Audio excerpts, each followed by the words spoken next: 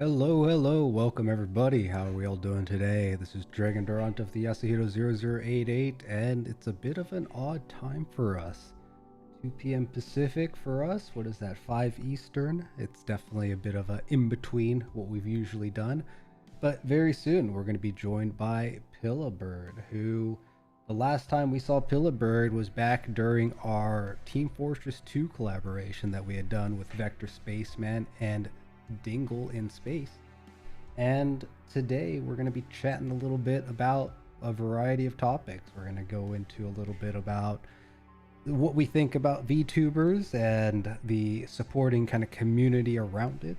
We're going to touch maybe a little bit on YouTube versus Twitch, and well, we'll see where the conversation goes. But once they are ready, we're going to go ahead and pull them in here.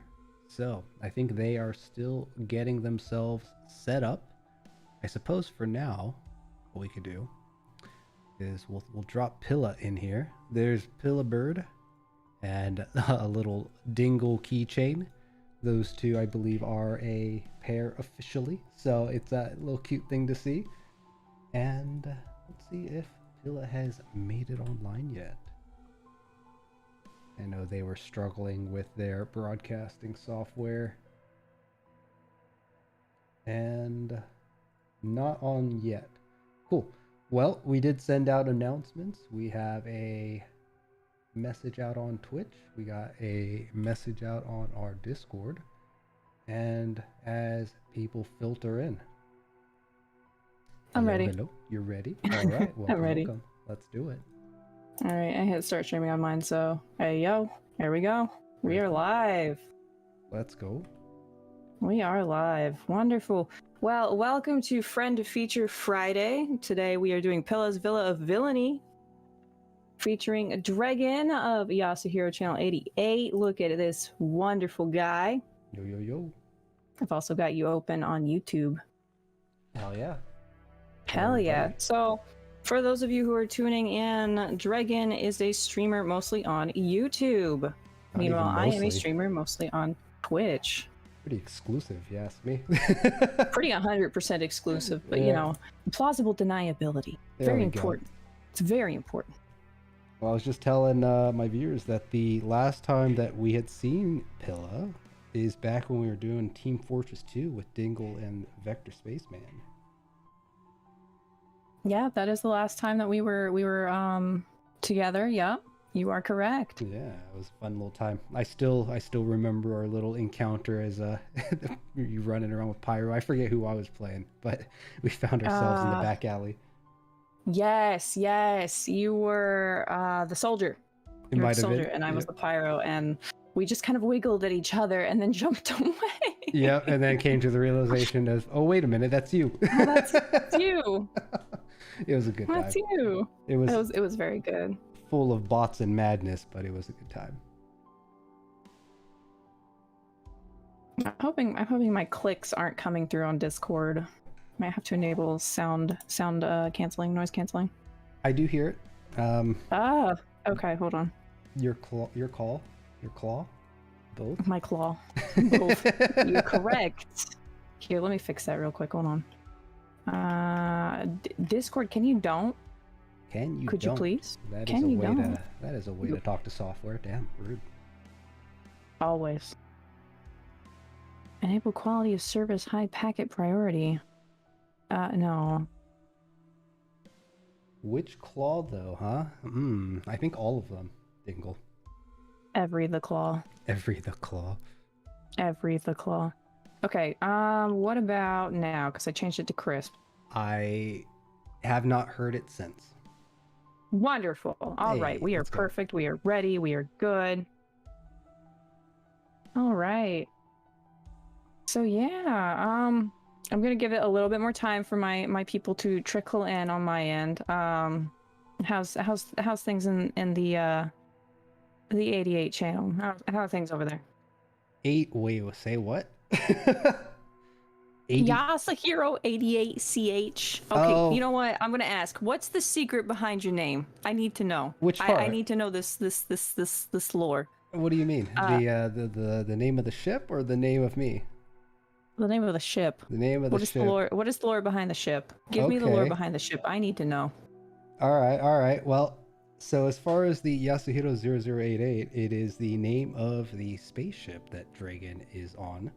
And the name doesn't have any deep meaning, but if we want to take a bit of a look behind the veil, the name itself comes actually from a more, I guess, personal aspect of my life. It is involved in somewhere in my my IRL, and I decided to move forward with it. One, just because there's a personal element to it, but also because the name itself, I've went online, did some searches, like, okay, what does this name actually mean, right? Because a lot of Eastern names have some kind of a meaning, much like, you know, Western names do, but Eastern names they're generally derived from kind of combining multiple words, from what I've seen. So Yasu and Hiro have kind of their own separate meanings, and together it spells out, from what I've gathered, a message of, you know, widespread wealth and happiness. So that's kind of what I took from it, and I went ahead and went with that for the channel name. And I suppose that's one of the nuances that's a little different with how I handle my channel and how others do, is that many will name their channel based on their, you know, persona, right? Their avatar, their character and whatnot. Whereas I looked at it more from I don't know if I'm going to be on the forefront of this in the long term. I think my skill sets are really a bit too too back end in focus. So I decided to, you know, name my channel after the concept of the ship that I was creating. And, well, I haven't really fully revealed the lore of who Dregn Durant is and what I'm doing out here in space and what my involvement is with the spaceship. But I've advertised myself as, you know, your friendly cyberspace navigator, and capital C, capital S. And, well, that's the short of the name. As far as the 0088, that's just a number I tacked on to the end of it. Also, a bit of a personal relation with that 88, but we don't need to get into the number. That's okay. Okay. All in due time. Let me actually turn that around too, because where does Pillabird come from? I get the bird part, but is Pilla specific to something? Yes, actually, Pilla is an acronym. So, without getting into, you know what? Nah, let's do it. Let's do it. Okay. So here we go. Gosh, it has to get out eventually. It does. I've said it before. I was a bit more open about it. So, Pillabird, personnel, integrated, liaison, liability, android, Pilla, battle incident response drone, bird. Okay. Incident response. Let's go. Oh, yes. Very fun. Think of it as a first responder for any time anything goes wrong. In a good way, or is it a bad way? Well, that depends on who's asking. Oh, it may very well, huh? Yeah. Man, it's funny because whenever I see Pilla on the bluebird, the little fun little bluebird, Pilla's always very it's like, oh, here we go. What's she gonna spit fire today?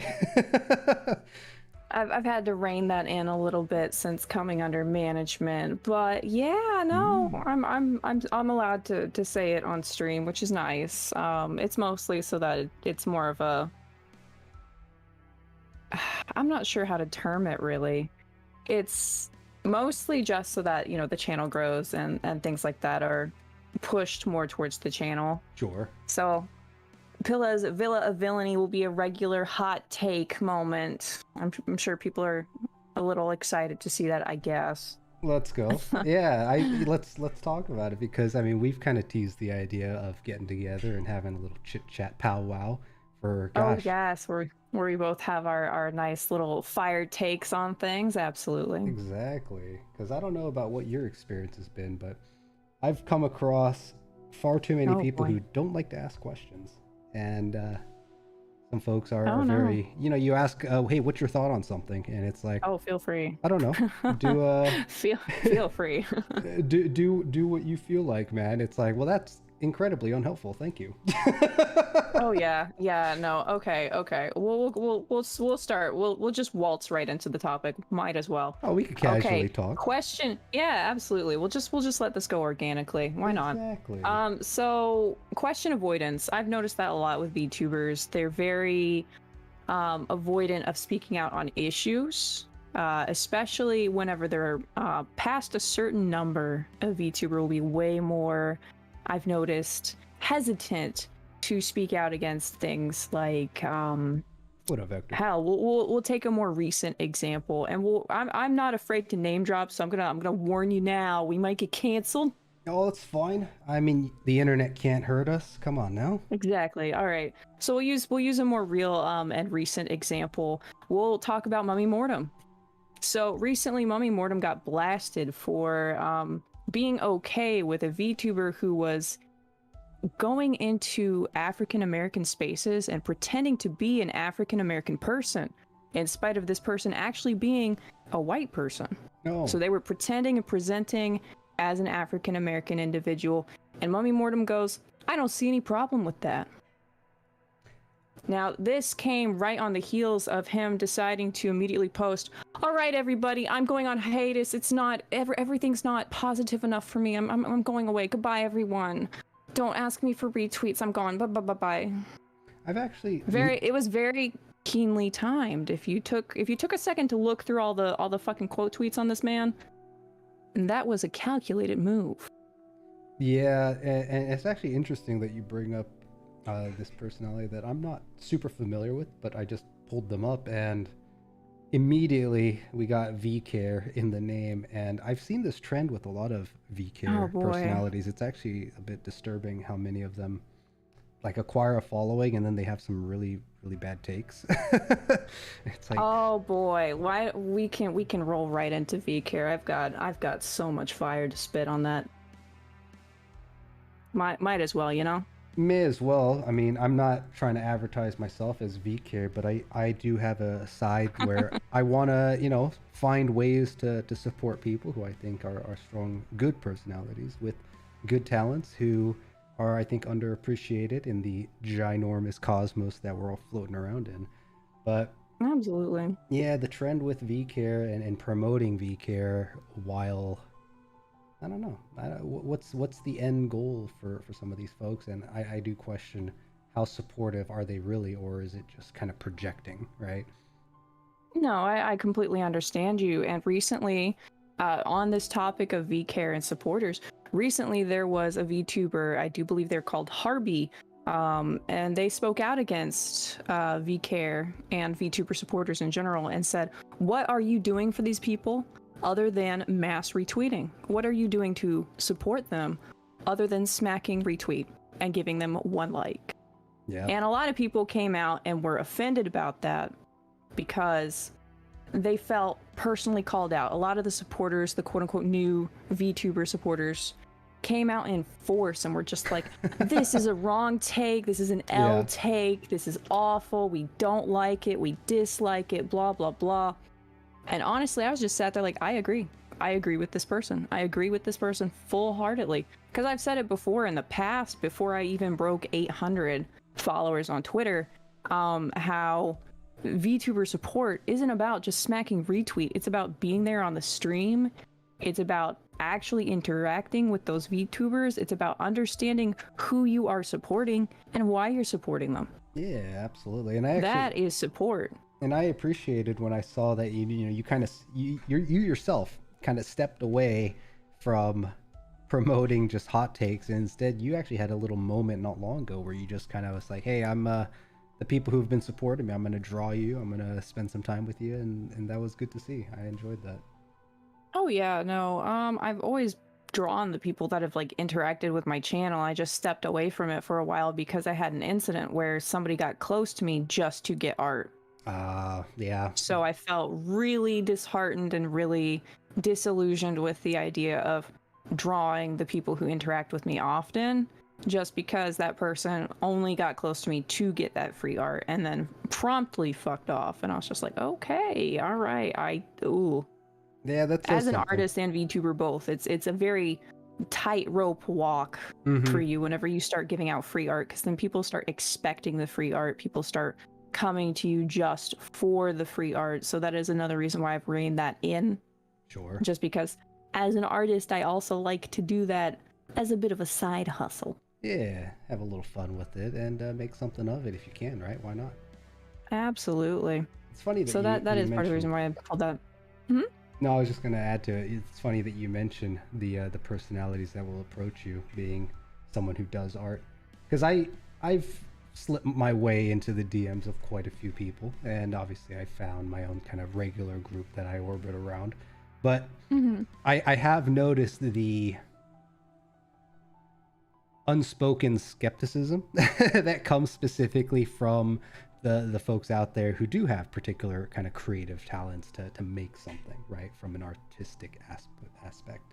So it's understandable. I imagine, you know, with hundreds, potentially thousands of people who try to reach out and, you know, they enjoy one aspect of you, but at the end of the day, maybe their intention is just, hey, I'd like you to do a little something for me, but it's kind of shallow after that, right?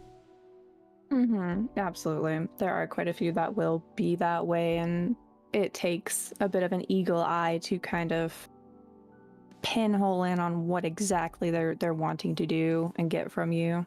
An eagle and I hate eye? that. Pilla eye? Vulture, but Vulture. yes.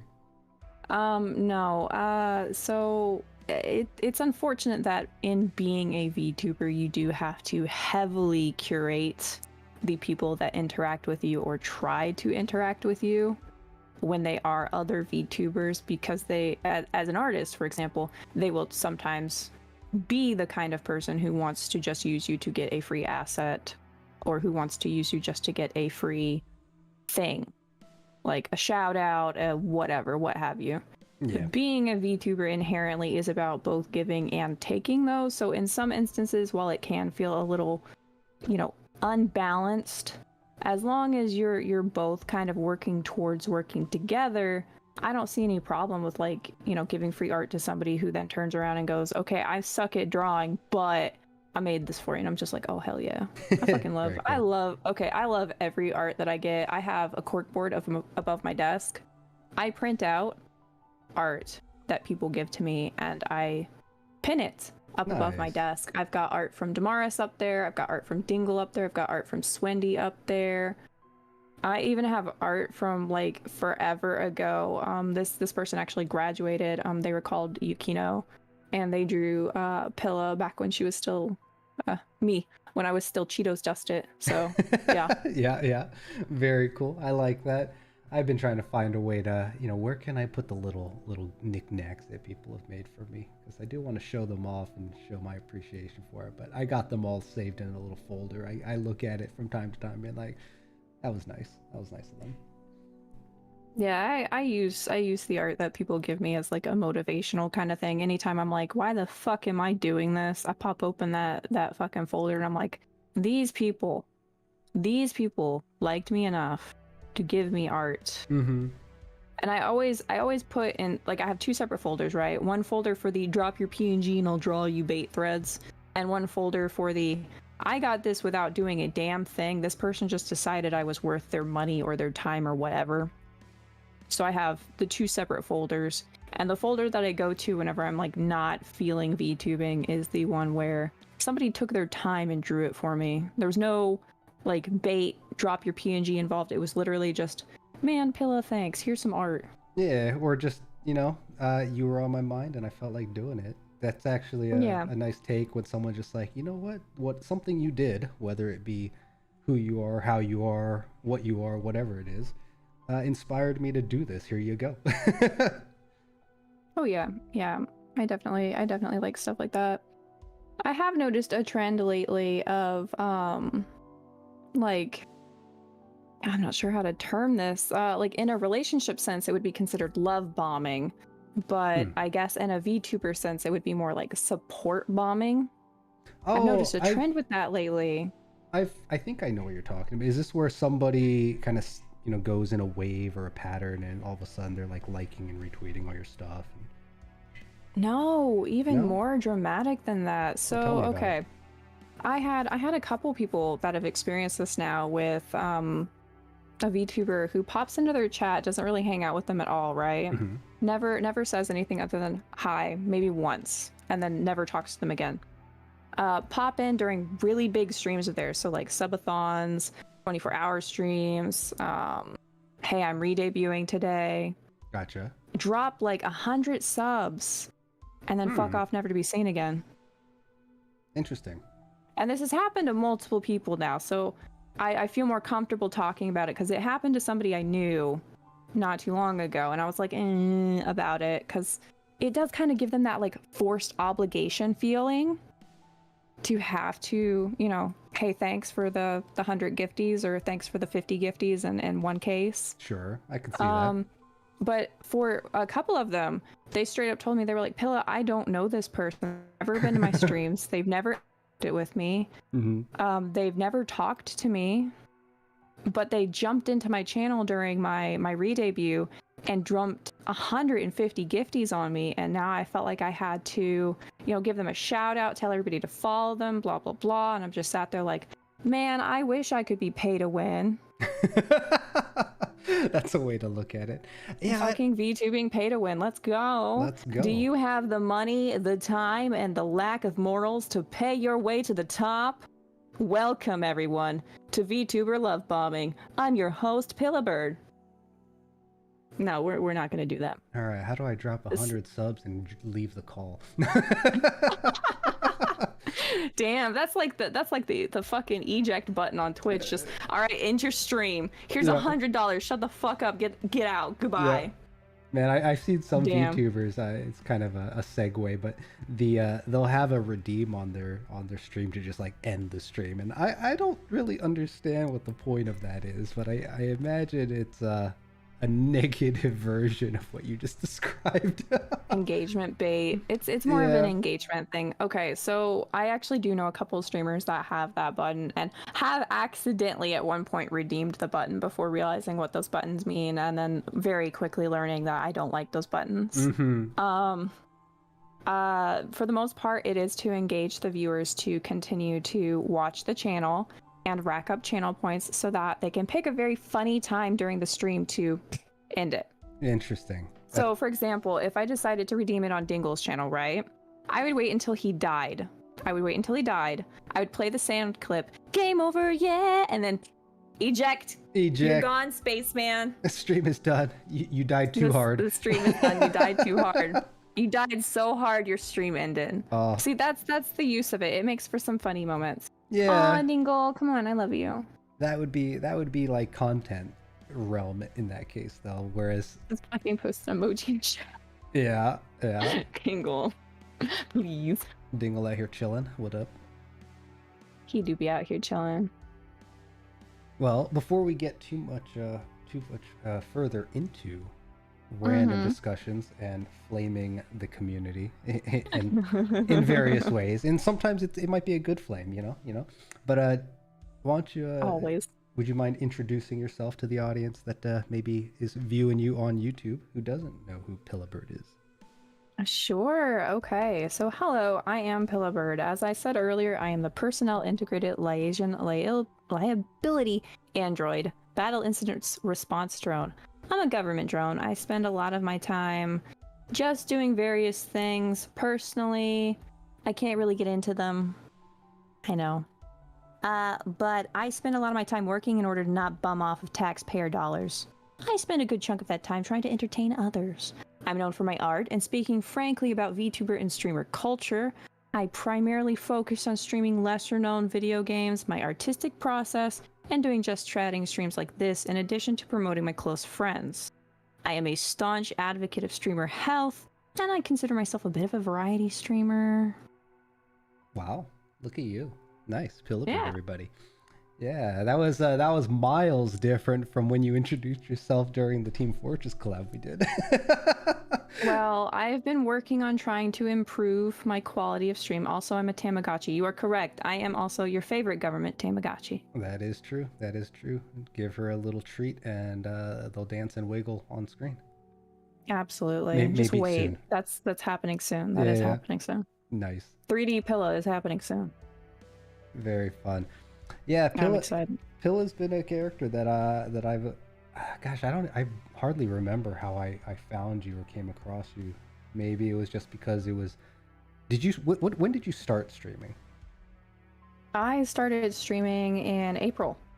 April. So no, it wasn't during the sphere of because I've noticed that the algorithm on Twitter seems to kind of group up people who start around the same time, and obviously with keywords and tags, right? They kind of group you together. So I've noticed a trend online where it's like you notice a bunch of people who start around the same time you did or have very similar themes as you do, and I'm sure the activity that you contribute to it goes into the system, the algorithm as well.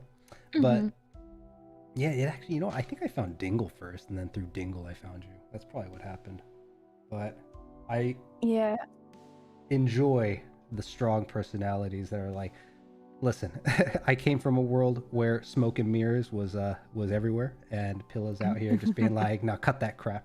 I got some things to say to you. It's time to break the mirrors. We don't care about the years of bad luck here. Yep. So yeah, we talked a little bit and teased the idea of getting together and just putting things on blast, and here we are now. So let's do it.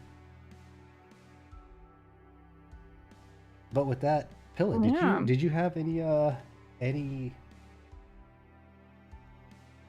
anything prepared, or do we want to stick with the let's just see where this goes? I did have a couple of prepared topics to go over with you, but I'm quite enjoying how it's much more chill, being a more organic talk. Yeah. But we could just go into the general topic, like to start with, and then go from there and walk along and see how we are with the topic, and then if we feel like it's meandering a bit too much, I can just pull back from the cards I got. Okay. Well, I'll let you plug those in as you go along, but I think one topic that's been on my mind is how's your experience been on Twitch? There's been some drama with Twitch in the past month or so. And honestly, the drama with Twitch just seems to be never ending from my point of view. But myself, right, I'm over on YouTube. I decided to stick with YouTube, and though the temptation of the community elements on Twitch and the, I guess, lower barrier to entry to get something back through Twitch was tempting, I felt like YouTube had a better it's weird to say that YouTube has a better business moral stance than Twitch does, but because I think they're both pretty horrendous if you ask me. But yeah, what's your experience been like on Twitch? Are you enjoying it? Have you I see you've been growing it and making changes to it, and you've been spending more time doing kind of like art streams to improve it. What's your thoughts on Twitch these days? I feel like Twitch is kind of a necessary evil. And this is coming from somebody who used to be a YouTube director way back in the day. Fun. I know. That's my hidden backstory is I used to be a very popular shmup streamer. For people who don't know what shmups are, it's shoot 'em ups. Games like Gradius and Parodius Da were my staple. I had several thousands of viewers. We're not going to get too far into the numbers, but it was a decently sized channel. Yeah. But I was a little too young to be handling such power. Let's put it like that. Okay. But from my experience with YouTube, it definitely seems like it would be you would think that YouTube would be the go-to for streaming, right? Yeah. But yet you have Twitch here being the powerhouse for the live streams, and YouTube being the powerhouse for the like VOD uploads and the short clips and things like that. My experience with Twitch is that I definitely feel like it's good for, in the moment streams for things like, hey, I've decided I'm going to stream today. Even though I haven't really prepped much of anything, I can just change my setup real quick and boom, boom, boom, done. Yeah. And if you're a face cam streamer, you are pretty much set with Twitch. They give you everything you need to just one and done it. So I do believe the ease of access and the accessibility that's available for, face streamers, for flesh tubers as they're called by some people. Flesh tubers, I know, flesh tubers. I feel like the accessibility really does draw a lot more people to Twitch as opposed to YouTube. But I've definitely been looking into deciding to do a few things on YouTube just because I do kind of want to get back into my roots and poke around at YouTube again, because I do miss having a channel that I use regularly. Sure. Yeah, that's an interesting take, because I have spoken to a few folks and have tested some of the conversation with some of my IRL circle, and you know, it's a bunch of people who play games, and you know, they're familiar with streamers. And what I understand is YouTube is really just a video platform, right? It's not really looked at as a streaming platform, or at least for the longest time. Maybe it'll change in the near future. I mean, they're kind of working on it, but they are moving so slow with making it a live stream powerhouse. Whereas Twitch, from what I've heard, is kind of the go-to name in the gaming community, streaming community for live streams, right? And I like Ematron mentioned Mixer, which that was short-lived. I think it had a lot of potential, but they just didn't capitalize on the audience and try to pull over, you know, an audience from other platforms. Yeah, I heard it was a great platform, but it's just like no one was using it, right? And unfortunately, that's the same with whether it's a platform or a service or a product or even a VTuber, is that you need a following in order to make it work. And no matter how great, or no matter how, I guess, positive the aspirations of that effort are, if without a following, it's going to die, right? And I think a lot of VTubers don't want to accept that, so they tell themselves that they're doing it for fun. But I always wonder, it's like, what are you striving towards, right? What's the goal? Is it just to do it casually? Because if that's the case, then good for you, right? Enjoy your time, have a good time, and enjoy the moments that you meet with people. But for anyone who even for a little fraction of a thought is like, I want to grow into something, it's like you got to have a goal, right? Yep, and you do. You have to be able to acquire or find or discover people who believe in that goal to get that following, which I think is a shortcoming I see often in the VTubing community, unfortunately. Oh, yes. No, yes, exactly. That's actually something I talked about during my last Just Talk, where we did cover VTuber issues, was like the numbers game, and how a lot of the bigger VTubers and quote-unquote VTuber supporters, heavy quotation air mark sarcasm there, will tell you, don't worry about your numbers, don't think about your numbers, it doesn't matter. The only thing that matters is that you're having fun. And for anybody who wants to actually, you know, grow, succeed, for some individuals make this their career, for other individuals use this as a springboard to jump into things like voice acting and working on video games, things of that nature, they do need to focus on numbers to a degree. Yeah. Obviously, I do agree with some takes where it's, you need to limit your focus on the numbers to a point where it's healthy. Yeah, yes, absolutely. Don't obsess over, don't be ruled by the numbers, don't obsess over them to the point of you getting sick. That is like, don't get into that territory. That is dangerous territory, unhealthy territory. But do focus on what numbers can do for you. What can you use to grow your channel? What works for you? What is things that your viewers enjoy? What are things that your viewers like seeing from you? In that way, numbers are important. And so many VTuber supporters go, all right, guys, don't think about the numbers. Just don't. Just put on your happy face and ignore it, and just focus on having fun. Okay, numbers mean nothing. And I just sat there like, that's easy for you to say when you have 10,000, 9,000 followers, whatever, and your partner pushing or whatever the fuck it's called. Yeah. I don't care for that trend. I really don't, but we'll get into that a little later on. Yeah, but anyways, it's easy to forget that the people who are up there are like in the single digits as far as like the spread of individuals pursuing anything online streaming. So, well, for example, we're gonna Nova Swarm, yo, thank you. I'm so glad to be part of the space crew now. Like, Dregn, I cannot stress to you how cool I think all of you are. Like, Neff, Vector, you, Nova, Swarm, everybody that's part of the space crew that hangs out with you, I have always thought they're so cool, and Aren't I'm they so though? beside myself that yeah, they're all very cool. You're very cool, all of them are. I'm sorry.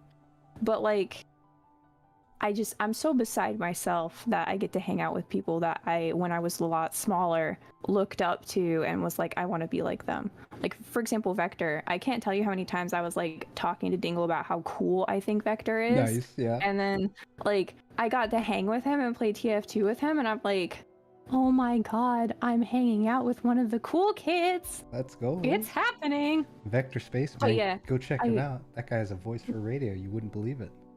I know, right? The man could sell me my own t-shirt. I could still be wearing it. I used that bit before, and I will use it again while sober. That's so great. Yeah. Also, yeah. thank you, Nova. I'm glad you think the takes are pretty good. I appreciate you. But yeah, no, God, numbers. Look, I cannot tell you the amount of times I've seen VTubers who are, you know, close to getting a fucking partner, close to getting. I'll fangirl about y'all three too. I will do it. Do not tempt me. I can go on for hours about how cool I think every single member of the space crew is. I will do it. But maybe on another stream. Anyways, the numbers game. Playing the numbers game. I cannot tell you how many bigger VTubers out there who have, you know, 10,000, 17,000, 20,000, 9,000, anywhere in that range. Just go, oh guys, don't think about the numbers. It's more important for you to focus on having fun. And while on one hand, yeah, it's very important to have fun. Trust me. If you treat this like a job and it starts getting hard and you burn out and you're sitting there going, I don't even want to touch the go live button, fucking take a break. Sit your ass down, ask yourself why you're doing this, take some time away, find the fun in it again, and then, you know, reapproach it, reassess, and decide if you want to keep doing it. That's strong takes. I like it. Yeah. Oh yeah, no, absolutely. I'm here for it. But fucking don't ignore the numbers. If you want to be successful, if you want to be somebody who gets money, who does this for their job or whatever, you need to actually focus on the numbers to a degree. Yes. That is unfortunately one of the things that you have to do if you want to be a successful streamer in either sense, VTubing or in just regular streaming. You do need to do things that are good for your channel and good for your analytics and good for your numbers. Nice. If you have, you know, 50,000 followers, and of those 50,000 followers, 25,000 of them decided to follow you because you did a bunch of Just Talk streams and they prefer listening to you talk for 4 fucking hours a day. And then you decide, I don't want to do this. I am going to play fucking Five Nights at Freddy's every day of the week. And the other 25,000 of your followers joined because of, you know, Five Nights at Freddy's. Now you have half of your channel dedicated to this and half your channel dedicated to that. And it's, you know, you decide, I'm going to split my streams. I'm going to do half talking streams during the week and half Five Nights at Freddy's during the week. Both sets of your viewership are happy. You've reached this equilibrium. You're good. I don't know, maybe like 6 months down the line, you've grown your channel. Let's say it's both doubled, 100,000 both, or 100,000. God, it was 25. 50 each for 100,000 total. You decide out of the blue you're gonna start playing Poppy's Playhouse, that fucking NFT game. Well, all your gamer followers are now very mad, because let's just pretend that all of them hate NFTs.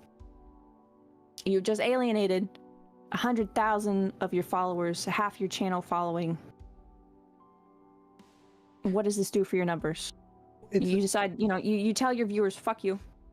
It's not even just doing it because you want to, but depending on what your intentions doing it are, right? You gotta use the numbers as information, not as a means to, I guess, determine your course, right? Yes. You use it to help navigate what you want to do and see if it's, you know, worthwhile. If you know, switch over to a new game or a new format, whether it be talking or the topics that you talk about, and you see a good influx, right? Then, you know, use that information to make a decision. Don't use that as your compass head, right?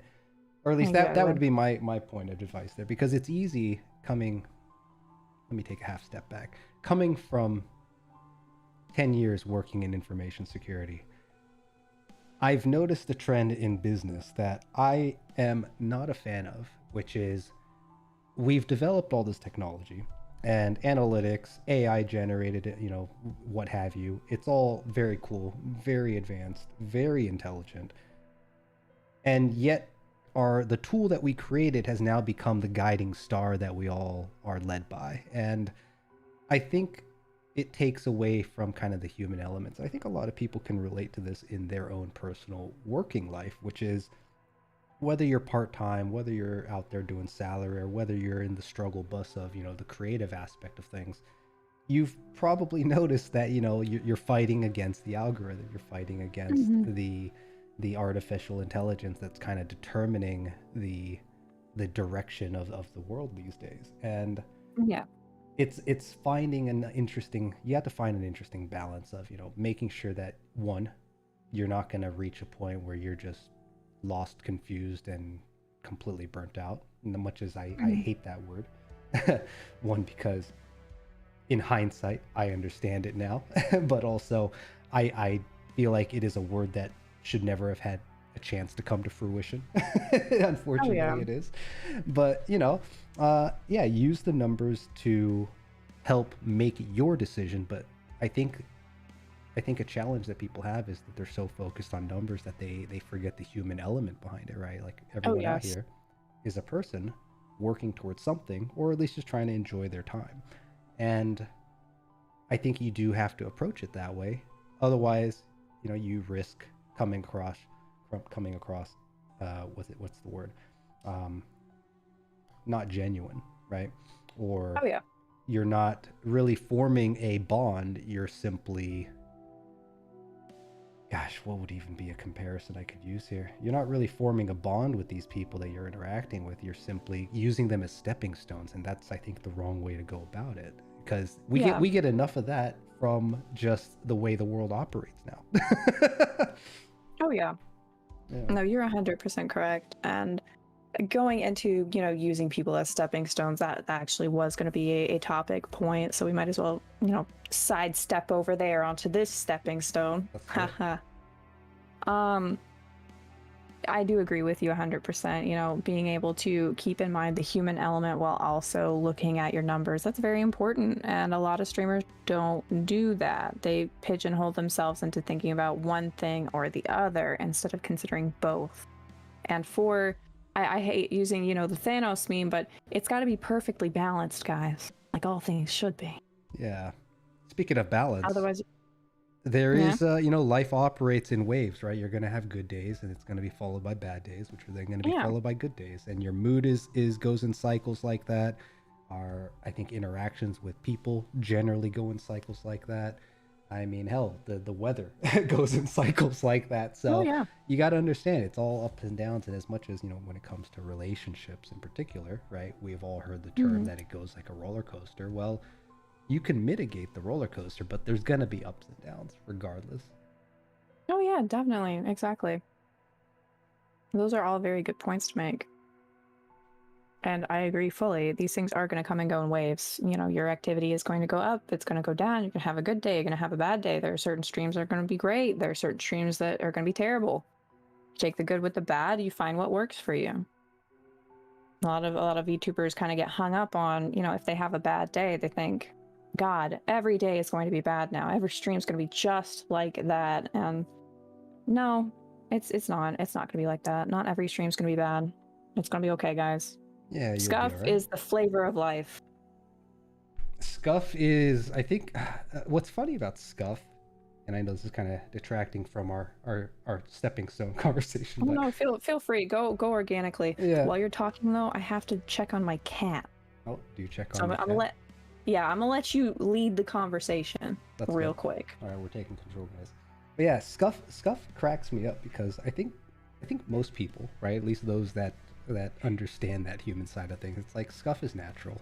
Not everyone's going to be perfect, especially when you're learning still or experimenting, or for those of you much like myself out there who maybe don't have particular artistic talents, right? Everyone's skill sets are somewhere. It's just have you found it yet, and do you know how to capitalize on it? And have you found a way to capitalize on it?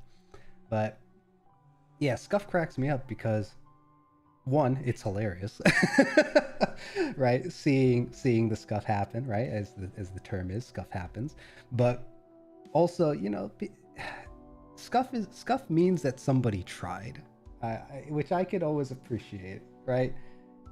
Scuff makes some of our trio angry, but I'm just like, well, guess it's happening. Yeah, well, that's the thing, right? It's like, I do this on my channel a lot, and though I don't lean heavily in creating artistic assets from scratch, I do a lot of like modifications, right? A lot of the little kind of visually altered works that I've done, adding simple graphic animation or whatever it might be. It's pretty amateur to my eyes. Some people might disagree, but scuff at least means that you made an attempt, right? And that attempt is at least better than no attempt at all. And I find it very admirable to see somebody trying new things and seeing what sticks, or just stepping outside of their comfort zone to give something a shot. And it might not be perfect, but the fact that you tried, you know, you move the can forward, right? Rather than simply voicing that you want to kick the can, but you never take that kick, right? You never take the act. So I don't know. I enjoy scuff much like I do enjoy like memes, because memes, I've had this conversation with a few folks in the past where memes are really kind of the hieroglyphic language of the internet, right? It's language infused with emotion.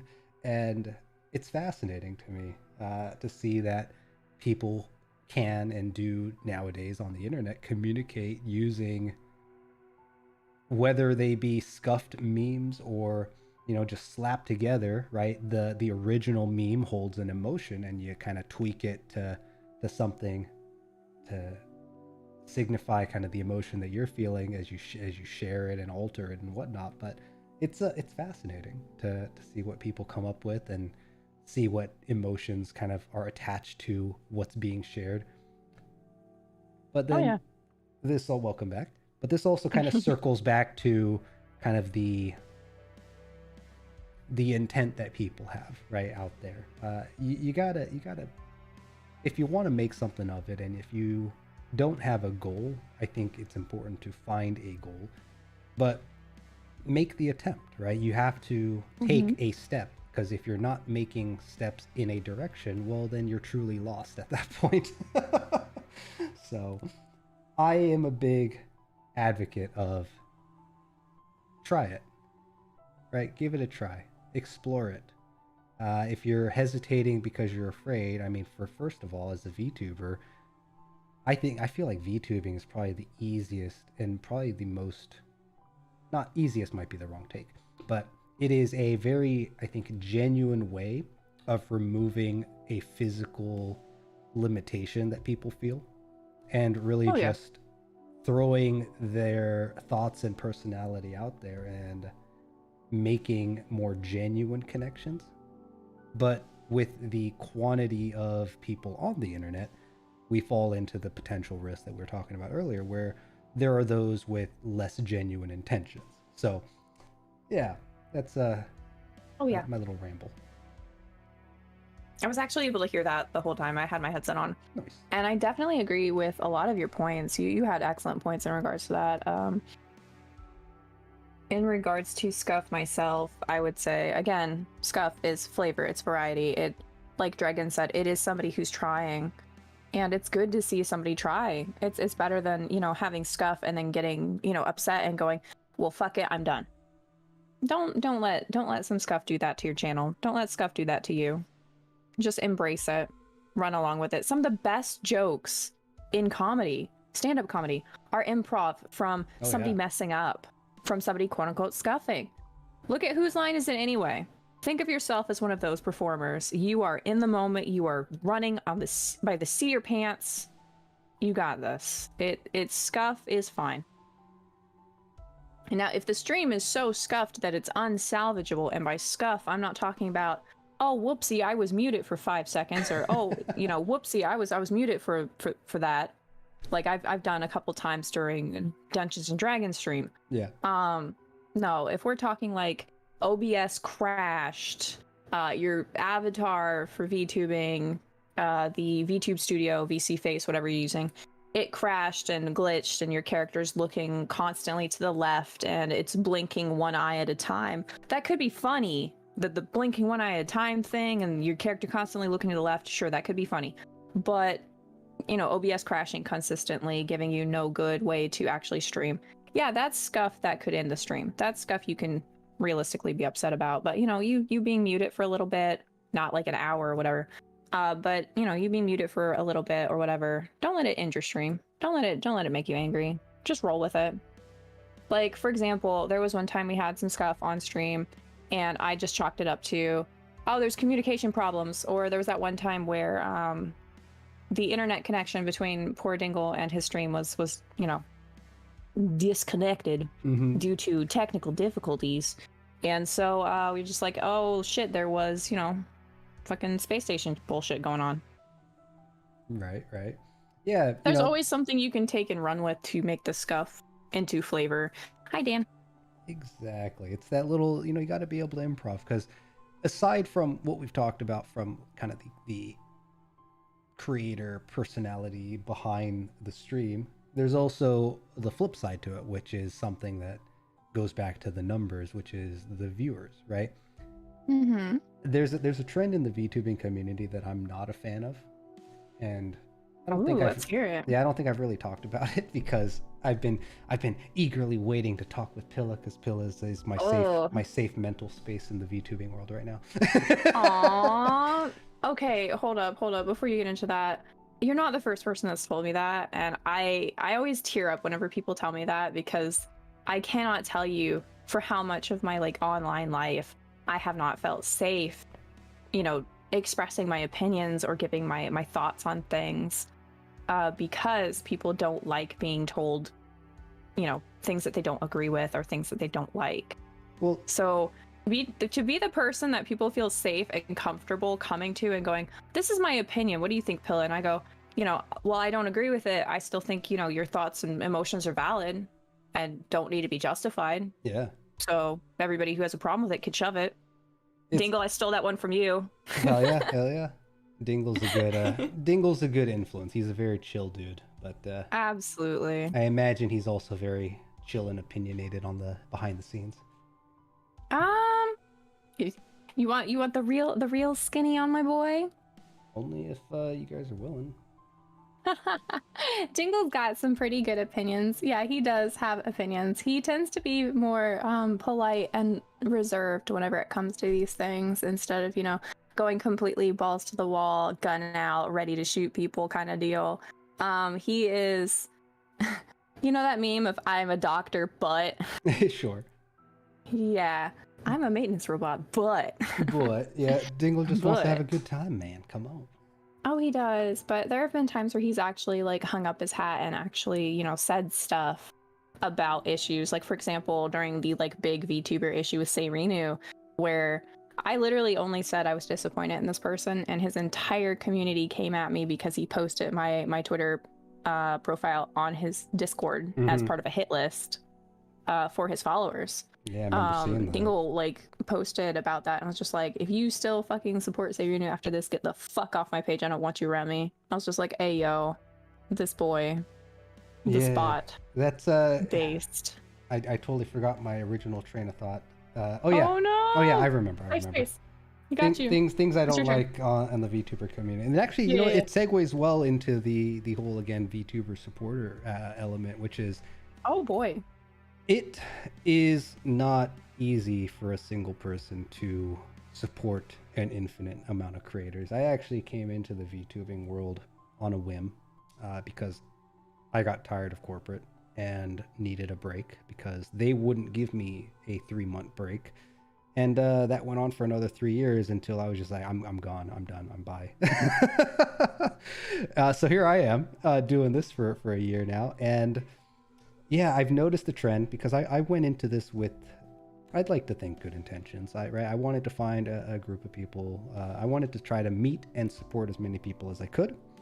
But I very quickly, I think within 6 months, realized like, oh wait, I don't have the mental capacity to do this, so let's refocus somewhere else, right? Maybe we'll get into that later. But this is an issue I have with a lot of the kind of VTuber supporter accounts. Like, okay, you're trying to voice support for thousands and thousands of people, and though some of them will succeed in getting the following to claim such. But much like the one that you just mentioned, they shall not be named by me at least. I was actually very familiar with that account when they first showed up. They started around the time that I had started. I think within like a month, and I thought it was very cool. We spoke very briefly, and as soon as they blasted off into the thousands, I was like, man, you're voicing your opinions, but you're not really interacting with anybody anymore. So is it really support? But I also see a lot of people who like to claim support, but like you said earlier, it's they don't spend time with the people. There's ways of showing support, but the words are just words. Actions speak louder than words, right? And I think Exactly. action is lacking in a lot of cases, which I wonder sometimes. It's like, is this a byproduct of a generation that grew under people who said more than they did, and we observed it, and now people That's a good are take. broken because of it. It's like I struggle, and this will be a bit of a side detour, but like education, for example, like I despise what I see and hear about our education today. And I think a lot of people fall prey to it. And a lot of people, they, after going through their early mid-teens of schooling, and then some venture out into like university, and what are you really gaining out of it? I think there's a lot to be said for a piece of paper that says you committed to 4 years, 5 years, and possibly some debt, versus people who decide to go out and actually do, right? I've noticed through VTubing that there is a very distinct camp of doers and consumers. Yes. Right? And it's something that no one really I see talk about, where if you want to make something, you got to do. And you may not have the capability to do yourself, but you might have a skill set that can do in another way, in another form. And I think that I kind of lean in that camp because, right, you see in the creative world, and I think VTubing is in the realm of, the creative world, the people who can draw have an advantage because VTubing is a graphical endeavor, right? Whereas myself, I grew up in a business. I went to school reluctantly for business, and I was stuck in corporate for a decade of my life and learned about business from, a small 200 employee company that grew to, 24,100 people. It's the growth phase of an organization is interesting. And I think there are parallel relationships between that example and how people, right, grow, and the connections they make. So yeah, you gotta do something, right? And I think this lends back to the scuff talk earlier, where it's like, hey, if they're making an attempt, they're trying, they're doing. But you have to also consider the consumer side, which is your viewer side. And the consumer side may, you'll have your supporter camp, which is okay with the scuff. You'll have your kind of general viewer consumers who they're looking for some form of entertainment, right? Because ultimately, this is something that I've seen that nobody talk about. You are competing for time, right? Oh, yes. No, yes. 100%. You are always competing for time. You have to be careful what slot you pick, because you could be competing with, for example, somebody's re-debut. So all your usual viewers could be gone for that. Yep. And it's a funny thing because a lot of the people that I interact with stream around 6 p.m. Pacific, which is a hot time for streaming. Oh yeah. Right. So you gotta consider, it's like, okay, well, if we got 200 people streaming at 6 p.m. Pacific, then obviously the viewership is going to be split, and there are a handful of people out there who will watch multiple streams. I've seen that with varying success and also failures, where it's like, okay, you're in everyone's stream, but you're really not adding to their stream. You're just kind of filling empty space in their chat history. I don't know.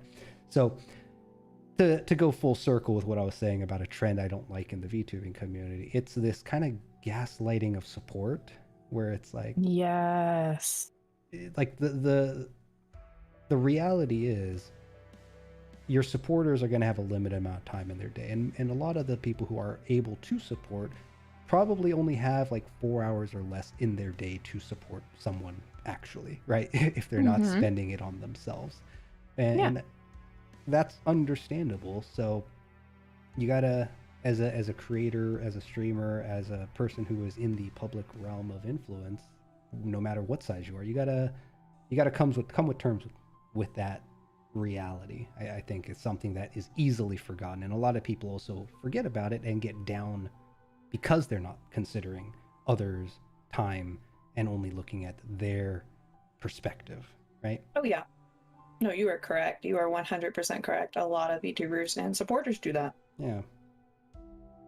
But, you know, it's something that is,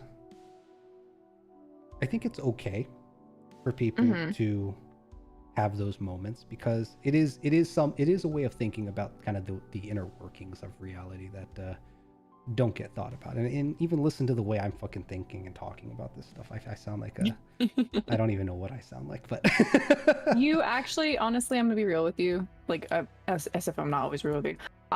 You really sound like somebody who knows their shit. I'm not gonna lie. Everybody who's watching, please take note of what Yasu just told us, because that was actually something that I've noticed a lot of my like viewership, my own personal viewership, which is mostly composed of my fellow VTuber brethren and sistren and themstren.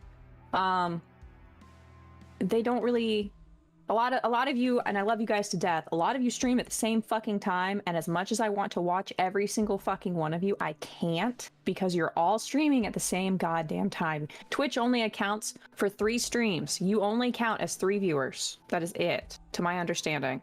I could be wrong. Please, God, let me be wrong. If not, we shall kill God. yeah, anyways, it actually, I'll piggyback off of that. YouTube, for example, it only counts the active window. It doesn't count if you're in the background. So being on YouTube, right, I'm used to this, and it's fine, because I'm trying to discover, you know, this window, right? virtual space.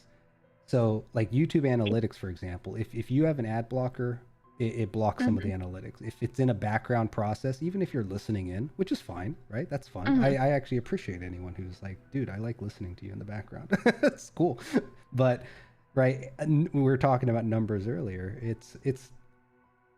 I wish there was a way to make a person's intent count towards something, right? Because so many people have good intent, but the way AI and analytics work, it doesn't work like that, unfortunately. Technically on YouTube, we have the like button, which I just smacked on your channel on this video just now, yes. And I made sure to subscribe with my other account.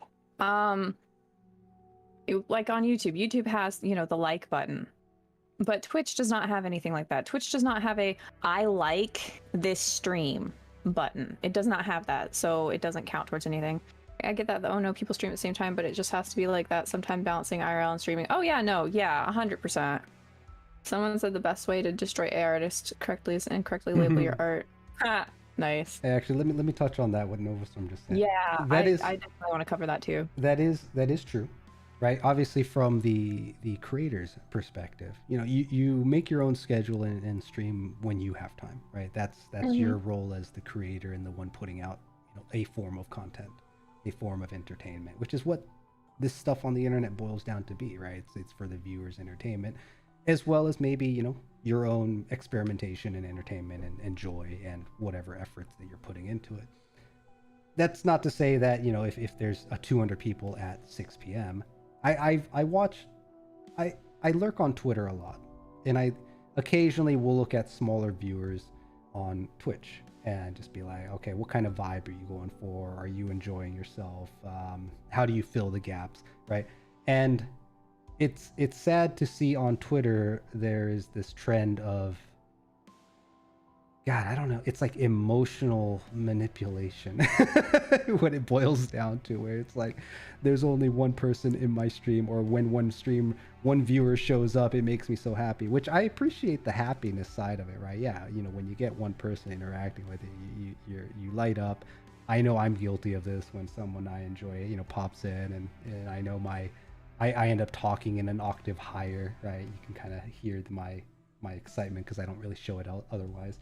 But I think the personalities that I see on Twitter, there are some young minds out there who let it get to them when they're like, hey, I've been streaming for 3 months and on average I have 3 viewers. It's like, well, okay, have you considered what time you stream at? Who else is streaming at the same time? Is your stream entertaining and where someone's going to leave it open? I mean, you gotta consider those things. And on top of that, YouTube, Twitch, they don't make it easy for someone who's at 3 viewers to even be found in the first place, right? Which is why you gotta put some effort into Twitter or Reddit or TikTok for the discoverability. And though it's an uncomfortable topic, it's a sad truth of how the internet works. So. Oh yeah, no, definitely. To touch on that though, Nova, 100%, as I've said like in the past, and actually it might have been before we started hanging around each other, I've been a very vocal person about making sure that you balance your real life with streaming and understand that real life is honestly more important than the streaming aspect. You have to be sure that you focus on yourself first and the stream second. Because if you're putting aside, you know, going to the doctor to go stream, that's very unhealthy. Yeah, let's not do that. Also, sleep. Sleep is another thing that I've seen people forego. Yeah, get your sleep, guys. Come on. It's I think here's another funny take about sleep with the cycles I was mentioning earlier. I think I remember reading somewhere that the REM cycle happens in 1.5 increments. 1.5 hours. So 4.5 hours of sleep, 6 hours of sleep, 7.5 hours of sleep, 9 hours of sleep are kind of the golden times for sleep. Not 6, 8, or I guess 6 counts, but 8, 10 hours of sleep. It's actually not with the REM cycle, is what I've heard. How do you hold on? We have somebody with a different language in here. Hello. Oh. I know that says hello. So, hello. Toki? Jensen P. Toki Pona. Hold on. Kama Pona. I don't know the rest of the language. I'm sorry. I'm looking at a guide. What language is this? It is Toki Pona, a pidgin-like language invented by Sonia Ellen Kisa in 2001 and based on universal human experience designed to express as much as possible with just 120 words. So it's like ape speak? No! I heard you say bird language invented? Yeah, it's an invented language invented by Sonia Ellen Kisa in 2001. Based on universal human experience designed to express as much as possible with 120 words. Okay, hold on. Interesting. Let me see how to say this. Okay, everybody watching my stream just heard that. Sina Pulinsime? I think I said it right. What do you mean? How are you? Hi, welcome to the stream. Good to have you. Okay, sorry. Let me get back to Nova Storm's thing. It is good to have you, though. Don't personally think that the time people stream impacts... Pilla Pona mute. Okay. Have a good time. Ultimately, I think that's true. Ultimately, the time you stream isn't going to impact your experience. But when you look at an audience, you are competing in that same slot, right? So that's my corporate fucking twisted mind at play there. But yeah, no, you shouldn't let it, affect your experience. I don't think so. I also know there's a couple folks, right, who they will they will trade off their sleep to stream because otherwise they couldn't stream, right? So they'll actually stream like in the middle of the night because that's when they're available. Maybe they have a daytime shift and that's the only time they're available for. Corpo Drone, Dregn Durant, Biz Wiz, please. In regards to like the time zone, right? Oh, thank you. In regards to the time zone and when people are streaming, yes, there is always going to be someone streaming. Absolutely. Yeah. Do you know how many thousands of people are live right now? There are several hundred thousands of people live that are live right now just on Twitch. That's not counting, the YouTube onlys like Dregn here. There are so many other people that are streaming at the same time as you. Globally. You are a drop in the bucket. A tiny little drop of water in this bucket. However, that does not discredit the fact that certain times are better for your viewers.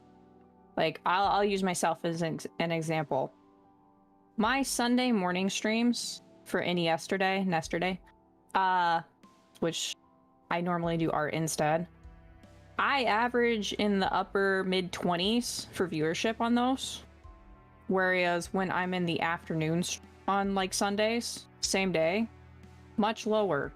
Everybody's off work at that point if they work weekends, and they're all streaming at the same time. Or my usual viewers are off doing other things. They have life, work to get ready for in the morning. It really is kind of not so much just the other streamers you have to deal with, it's also your viewers. When are your viewers available? Well, let's also not discredit, right, that the streamer is likely in the same schedule traps that they have to deal with throughout their day too. Exactly. So, I've noticed, there are like Friday evenings, right? It is probably one of my favorite times to do collaborations because it's when we could almost always guarantee exactly, right, that we can actually get scheduling done. Because scheduling, we all know, is so much fun, everyone. Oh yes, scheduling absolutely, is so much tons fun. of fun. Yep. But at the same time, I also know that, Friday evenings, the people who are not the people who enjoy going outside, for example, now that the pandemic is over, they will go outside. They will hang out with their friends. They'll go out and see a movie, right? So, viewership being lower at the same time on a Friday evening, it's to be expected. So, yes, boo outside. Get out of here, Factor. That was actually something that I had to express to a couple of my streamer friends who were starting to get a little bit discouraged because their numbers started going down on, Fridays and Saturdays. I had to explain to them, guys, I understand, but a lot of your viewers are, Alive. 18 to 20. Yeah, a lot of your viewers are alive. I know a lot of your viewers are in the 18, 20 something range, and they might not want to be cooped up in their house all day now that, certain restrictions are being lifted, certain areas are, capable of being able to go out and do stuff. Like, I actually know a streamer who is in New Zealand, and he commented that, and mind you, he's not a VTuber, he's a actual streamer, a flesh tuber, if you will. And he caters mostly to streaming stuff, with his GoPro camera, him going around doing stuff in real life in New Zealand. Cool. Oh yeah, it's really good. But his viewership was mostly comprised of other New Zealanders, which, during the pandemic, obviously viewership kind of went meow. Oh, thank you for the follow.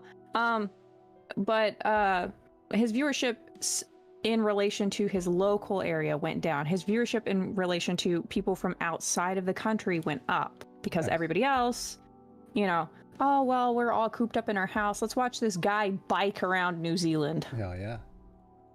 And then, the inverse was true. Once the New Zealanders were re-quarantined and everybody else in the world was starting to just go, fuck it.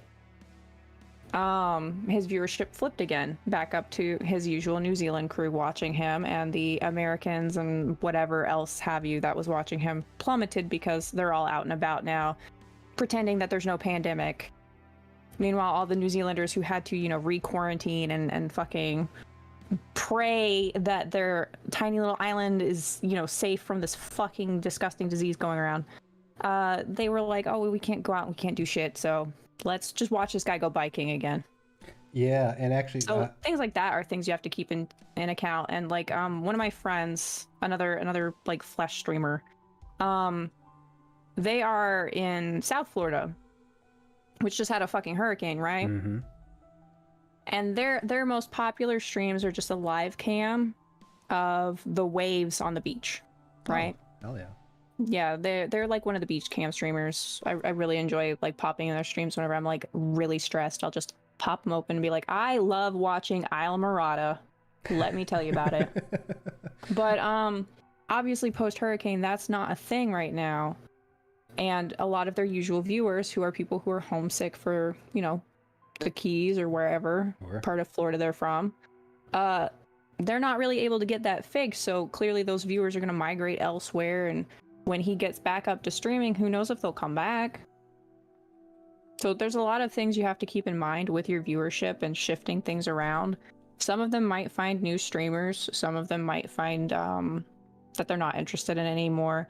And some of them might just find that their schedule's shifted with work or what have you. Because I don't know if this guy's going to go back to beach cam streaming after this hurricane. I don't know.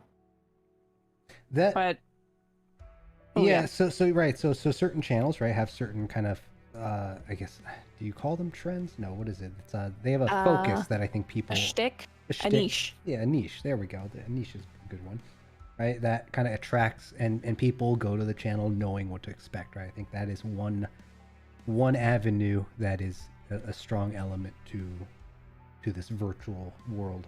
And then also, Nova Swarm, with their good takes here, is consistency. Yeah. Like consistency is very important. Is very important. Yeah, because for people who have, chaotic lives or, things that go on throughout their days, knowing when a person that they enjoy, watching or interacting with, the expectation of, hey, on a Tuesday at 5 p.m., I know this guy's going to be there, right? And yeah.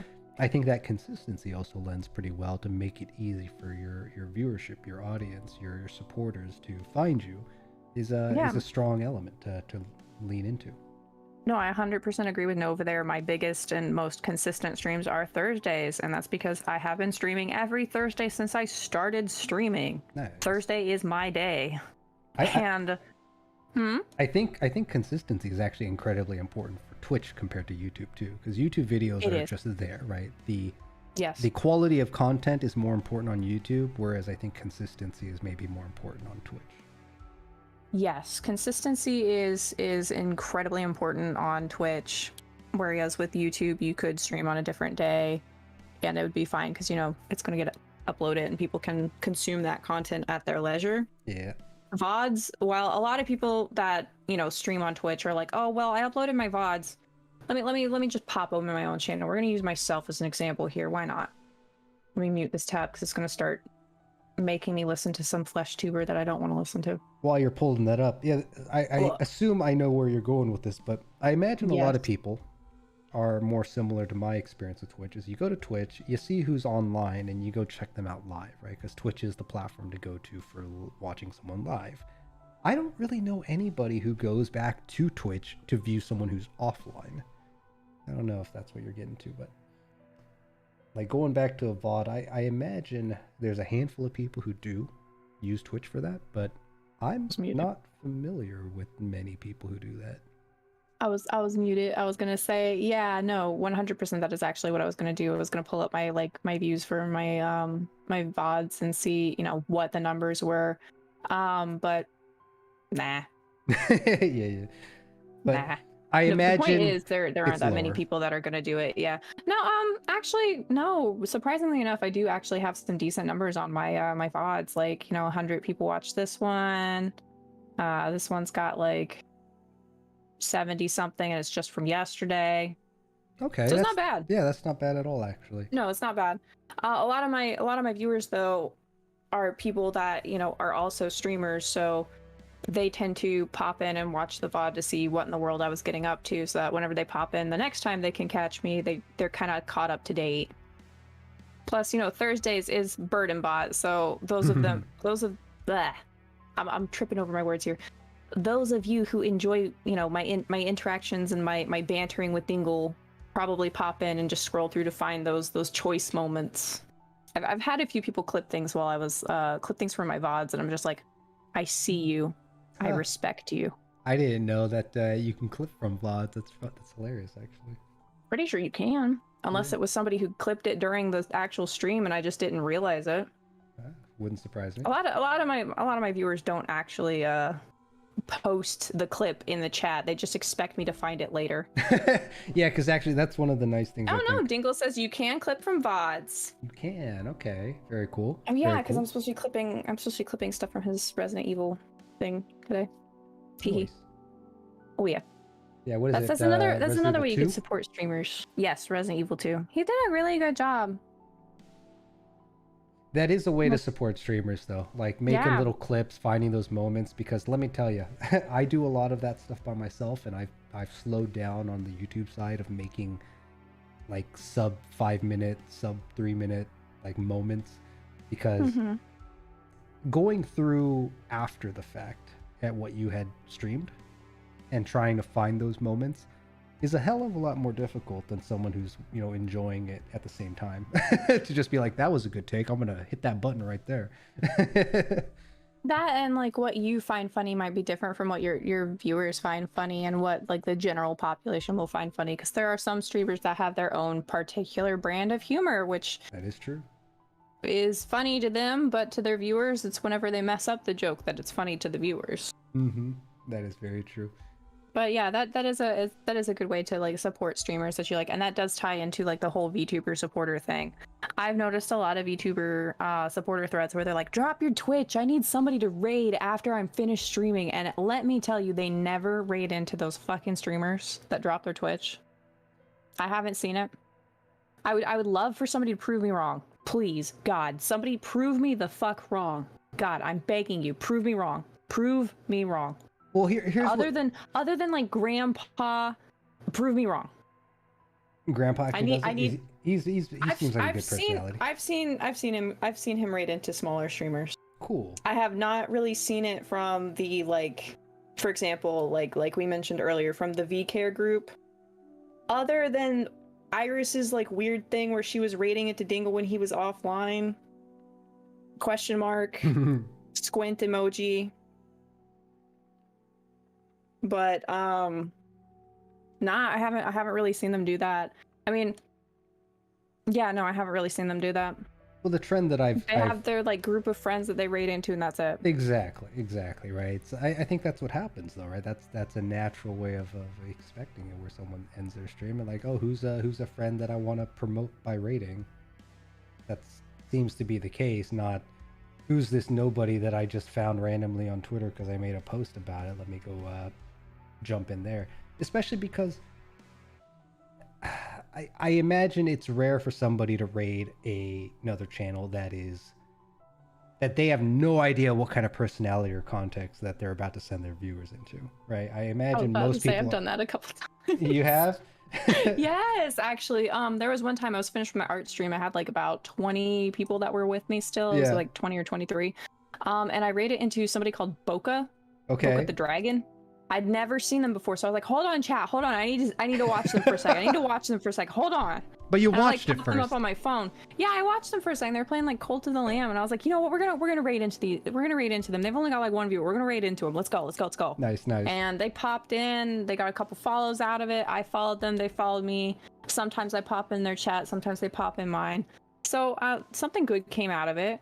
But yeah, no, I don't disagree with the mindset of like, I'm gonna raid into my friends, because, you know, I'd be a fucking gigantic hypocrite if I said, don't not raid into your friends, because I raid into my friends. But at the same time, if you're branding yourself as a VTuber supporter and you're growing your numbers off of, I'm gonna pick one of you guys to raid into, teehee, fucking actually follow through with it, instead of giving these empty promises to all these VTubers and taking advantage of their, one, goodwill, and two, their actual attempts to reach out and network with you. Don't take advantage of that. That's fucked up.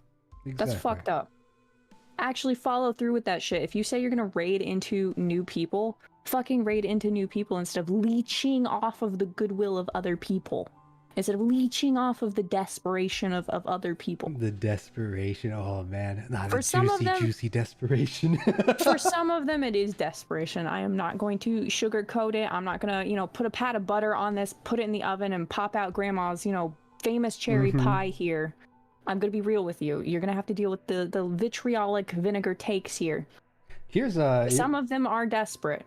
I think I saw you reply to this post on Twitter recently. What do you think about people who go into stream? So oh, I didn't reply to that one, but I did see it. I know what you're talking about. Yeah, so there's an issue I have where in the Western world, young people today, the most desired dream job, quote unquote, is to become an influencer, a streamer. Oh God, yeah. And I look at that with just nothing but sadness, because although, follow your dreams, pursue what you want. Can you survive on your own if the internet died? Yeah, no. The answer is for most of us, for the most of the audience out there too, is no. If streaming all of a sudden became banned, like, how would you survive and contribute to your own life, let alone the world? You can't. Yeah, for a lot of people who've decided that streaming is going to be their sole source of income or the majority source of their income, if the internet fucking died tomorrow, I'm sorry, you're shit out of luck. Yeah. Yeah, if a war broke out and we no longer had time for this most privileged avenue of entertainment, what would you do? What skill set do you have? Like, especially the people who don't even go to, like... Okay. Let's hear it, Dregn. University is one option. You're in a safe space. Let's hear it. University is one option to, like, learn shit. But I feel like if the time and the hours committed to a university track was spent just to learn a wide variety of skills that interest you, you'd be in a better place in 5 years than university. The problem that I have with that is that I think most people are not taught or are not or don't acquire, like, the understanding or the dopamine to understand that your diligence, vigilance, and hard work actually has a reward at the end. I think we've grown lazy in that aspect of things. Oh shit, Nova Swarm, another area where artist VTubers might have an upper hand because there's a lot of transferable skills. You are correct, Nova. Yeah. Let's segue into that real quick. Artist VTubers. Yeah. Honestly, artist VTubers do have a huge advantage whenever it comes to quality of life for their channel, quality of life for their branding.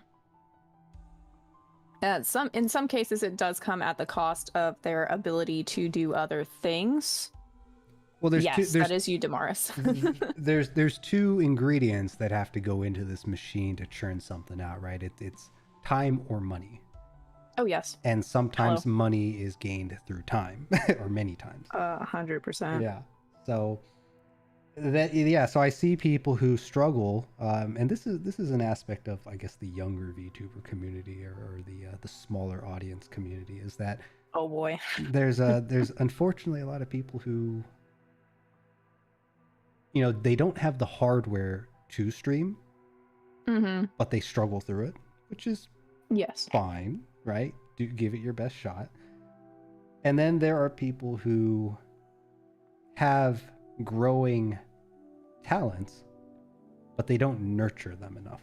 They kind of sit on it and are a little wishy-washy about their either artistic talents or, I don't know. I guess this is something specific to artists that can draw, and I admire the fact that they can, and they're trying, and they are working to improve, right, their style, or even find their style. That's another aspect that I think a lot of artists sometimes struggle with, is you've done, you've learned through maybe some basic coursework, maybe you've learned through tracing, but what's the style that you feel comfortable in? And I think I've noticed through the commissions that I've done, there are artists who can only create through reference, and then there are those that can create through, I guess, imagination, right?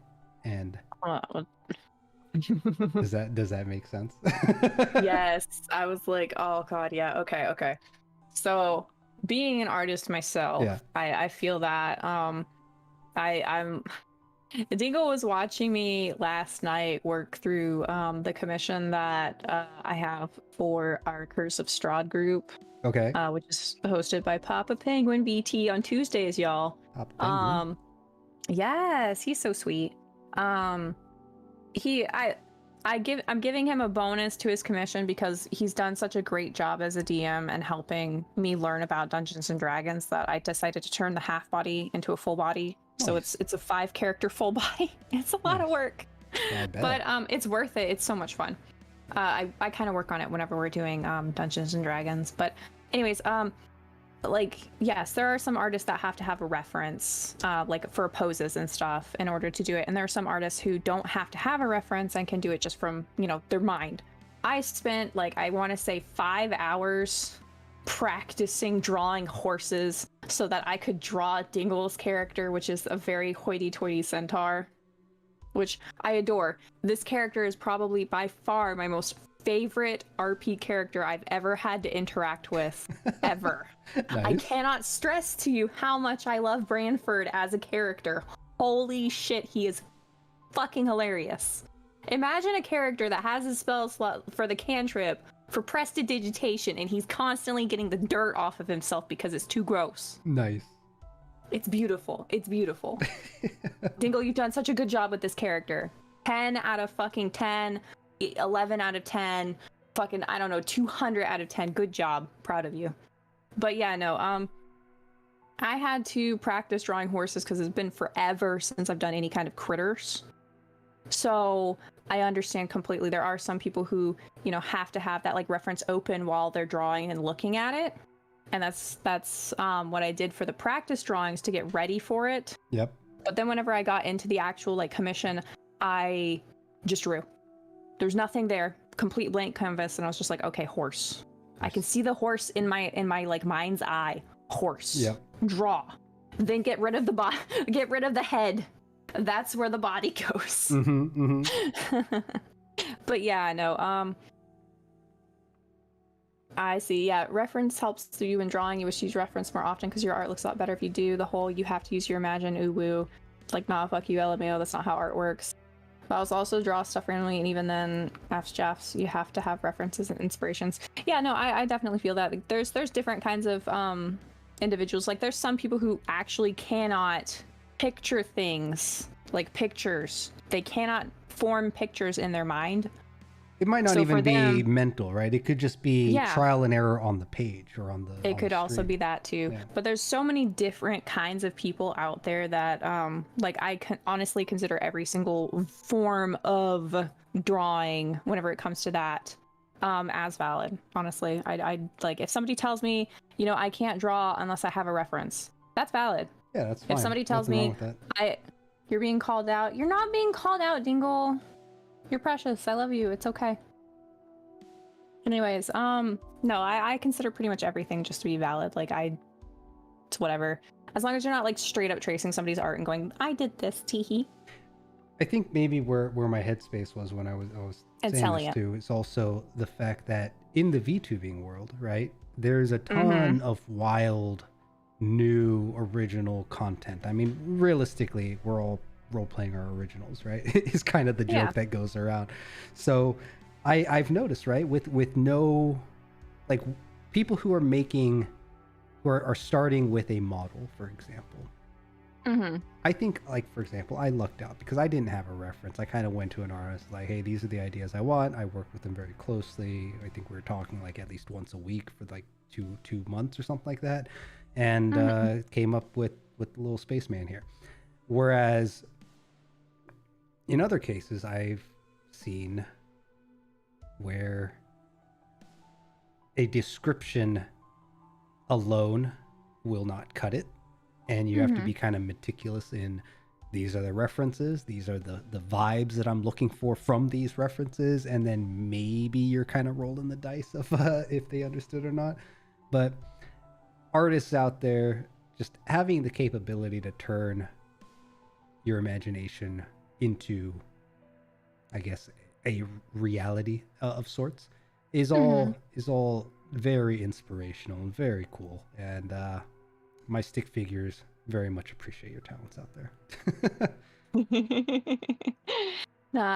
To cycle back to like the original topic in regards to artists VTubers, I do agree with you. Artists do have that like inherent advantage. They can pump out, you know, new overlays. Like let's watch this real quick. Watch everybody. I'm about to have a completely different overlay in one click of the button. Look at that. Oh yeah. I have a completely different overlay now. This isn't mine. I made this for Sparky Summers, the Carbuncle VTuber. But look, completely different overlay right now. Very neat. Just a click of a button. That is the beauty of being an artist VTuber. You can have different overlays whenever the fuck you want, if you have the time and, you know, the money and the emotional and physical fortitude to get through doing it. It also gives you the ability to like play around with ideas a bit more hand to paper, right? Which is something that I can dabble in Illustrator, Photoshop. I can kind of play with layouts and effects in the capacity that I can do, but to make something from scratch that has like artistic flair to it is incredibly difficult for me to do. No, that's fair. Yeah. So there's two sides to that, from the sense of, you know, people who out there who have these kind of artistic talents and those that don't. But then there's also before I segue, do you have anything else you want to say on artistic VTubers? I guess what my hot take would be, and it's not even really a hot take, it's just an opinion. I do think that artistic VTubers and artist VTubers do have an inherent advantage over VTubers that don't have any like artistic ability, because they have such versatility that VTubers that don't have that ability to make new assets on the fly, ability to swap out their entire channel's look just for a seasonal thing on the fly, they don't have that ability to do. Therefore, they're kind of at a disadvantage to these other creators who can, you know, do a gimmick thing. Like, for example, let's just pretend that, you know, somebody had a brand new model made just for Halloween. Boom. Inherently, their channel is now freshly painted, and it's going to draw more people to it because, oh look, it's Halloween themed. Yes, this season. And then this is an artist VTuber, so, you know, Christmas comes around and then they have, boom, brand new model just for Christmas. Yep. Or for me for example, I can swap out my model. I made this, I drew this. If I want to put Pilla in a different outfit, guess what? I can. I'm just really fond of this outfit. Not even outfits, but like even props and all sorts of stuff. Yes. Yeah. This prop, however, was made by Goose DXE, who is the official model parent of 2D Pilla. For whenever that happens. But yes, no, yeah, like as an artist, you can do a lot of things. We do love Goose in this house. You are correct, Vector. We do love Goose. Goose is actually a great example of someone I think who streams just because they enjoy it. It's just because it's a way for them to share their art. Goose, I'm not sure the lore behind Goose's reason for streaming, but I do know that Goose is a prime example of everything that I just explained, that, you know, gives them that inherent edge over like other streamers.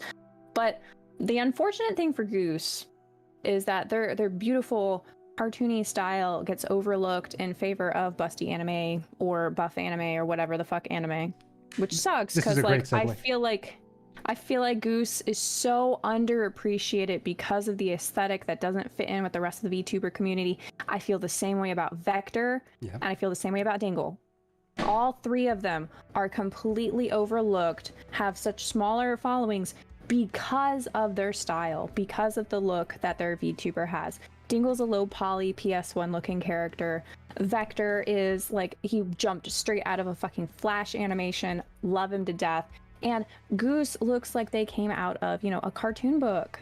They are all wonderfully original and authentic individuals who have great style, have great things to offer on their channels, have wonderful personalities, have great strength of character and ability to, you know, take and segue things into very fun places. Goose has a great sense of humor. Dingle's fucking hilarious. Vector has so much like pizzazz and originality. Oh man. You have all three of these people, but all of them are, and I don't like, you know, bringing this up, but all of them are below, for example, you or me in terms of like viewership and numbers, which sucks. I'd prefer you guys have them. You guys deserve them. You guys claw and fight and kick and bite your way up to where you are currently. And Jesus Christ, people just overlook you because you don't have an anime aesthetic, and I hate it. It's not. I don't even think it's anime. It fires me up.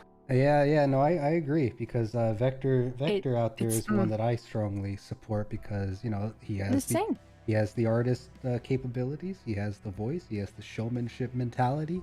Exactly. He's one of the few VTubers out there who has made showtime content, including other VTubers, which is a rare personality in the VTubing realm from what I've seen. It's huge. Oh, 100%, 100%. Vector, including other people and doing, the Spaceman special. Yeah. That was 100% original, like honestly, pretty much never before seen kind of content for VTubing community. Vector. And the fact that he put in the time and the effort to do that, it's huge. It's incredible. Yeah, but you don't see that often. And in spite of him putting out this incredibly original content, which took time, effort, energy, and collaboration to create, it gets overlooked in favor of XYZ VTuber supporter just went live. So I have a couple takes when it comes to this, and I think your busty anime waifu aesthetic kind of lens to it is, oh boy, it's an element of the internet people don't like to admit, and people will shame on Twitter from what I've seen. But you got to remember the streaming audience is an 80-20 split in favor of males. Oh, yes. Male VTubers, male streamers are you're fighting uphill with Atlas carrying the world on his back on your shoulders.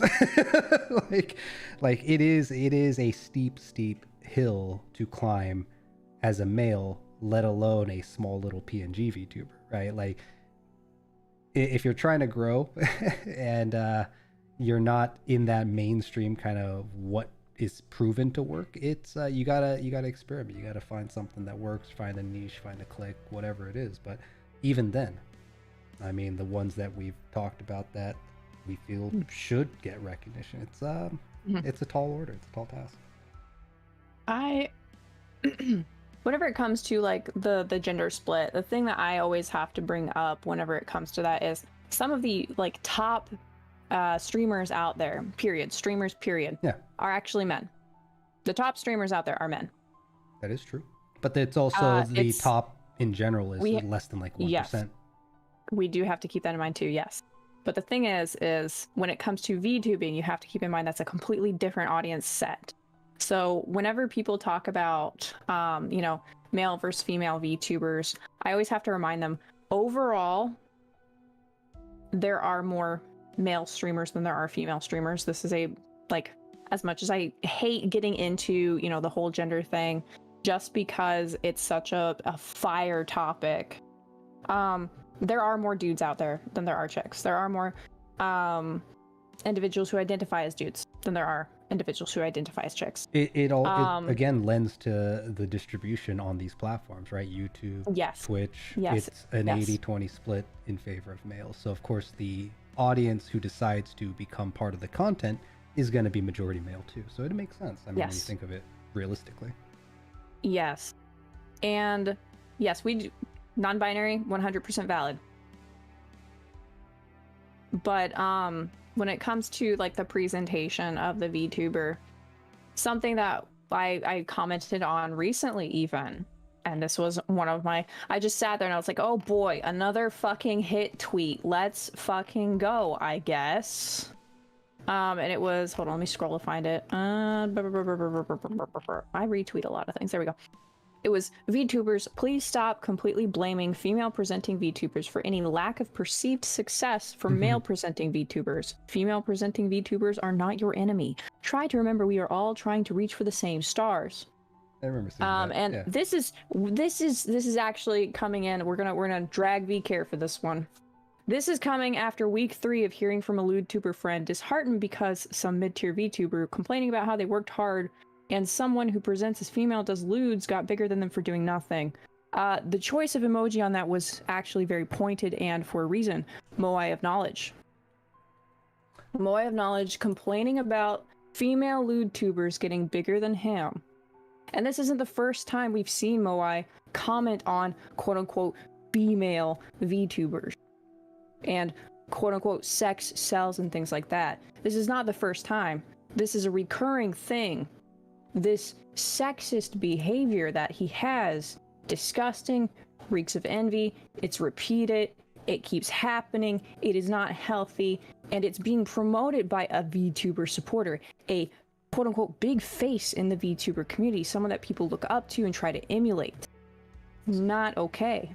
This could probably be compared to the whole VTuber supporter trend that we're noticing here and there, but I remember, gosh, I don't remember actually where I heard it from, but it was talking about like finding moderators for your channels, right? For those of you guys out there who have that option. Yeah. You don't give mod powers to the people who ask for it, right? You find the people who you believe would be a good moderator, and you ask them to be the mod, or in even some cases, depending on the person behind the channel, you just give it to them, be like, hey, you're a mod now, do me proud. It's like, but you don't give it to the people who are projecting to want that power. And I sometimes wonder if the whole VTuber supporter promoting like yourself as such strongly as to the point of putting VCare in your name, I really can't help but feel like it's kind of projecting, because we see that a lot in the world in general,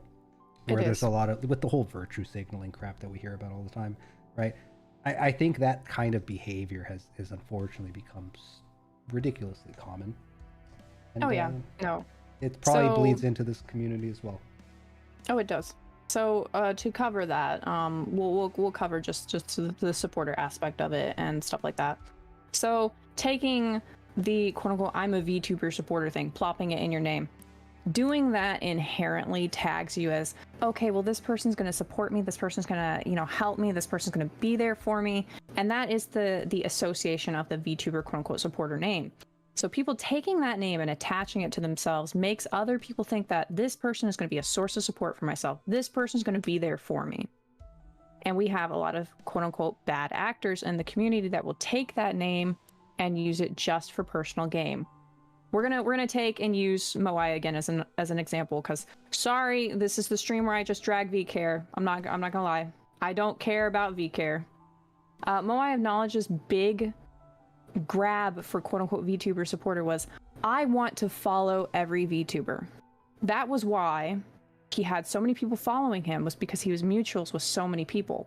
Because his big claim to fame was, I want to be the person who follows every VTuber. I will follow every VTuber. That was his thing.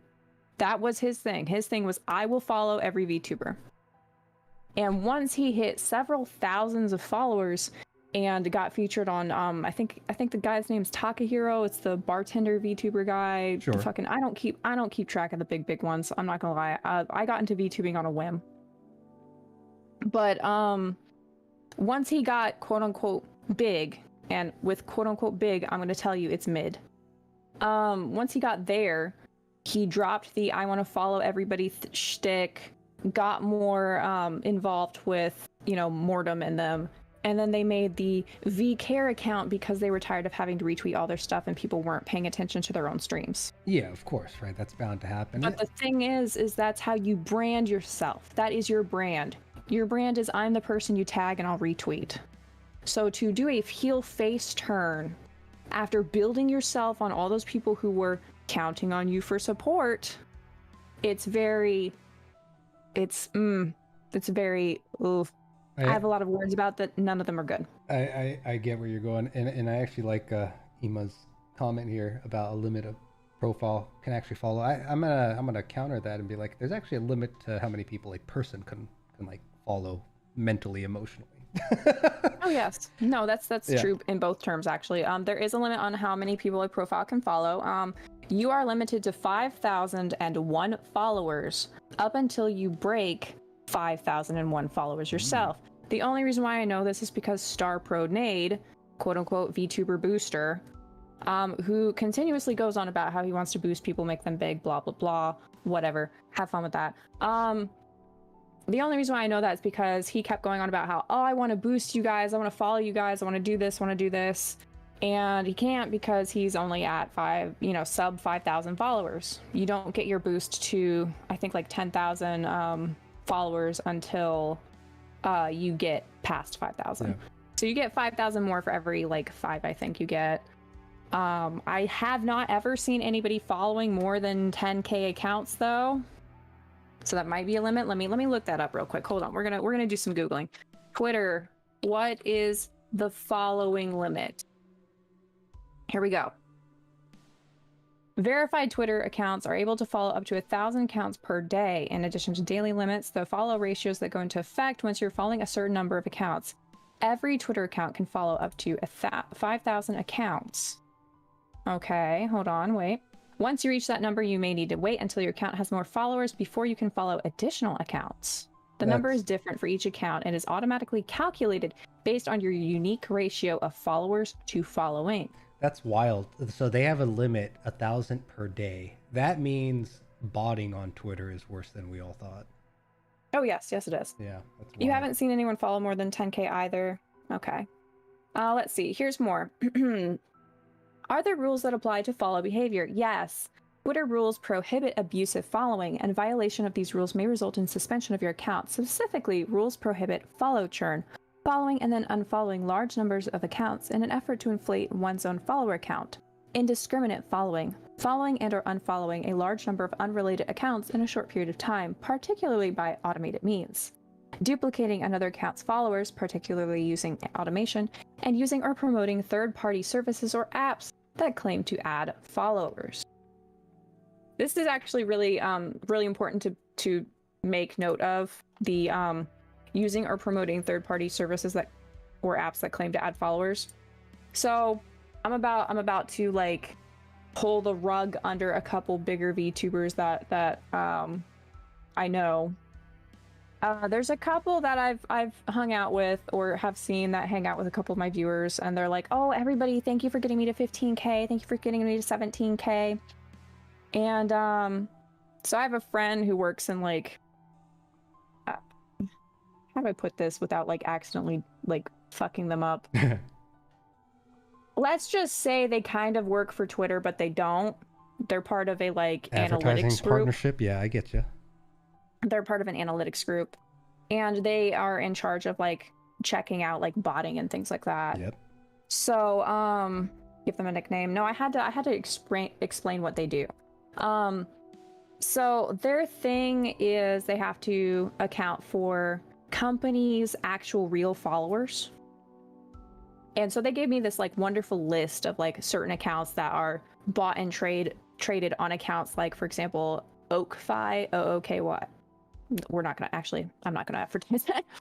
Anyways, there are certain accounts where you can quote unquote buy Twitter followers, and they are quote unquote cheap. And they all use the same set of accounts, and they claim, oh, these are real people. They're not. They're all bots.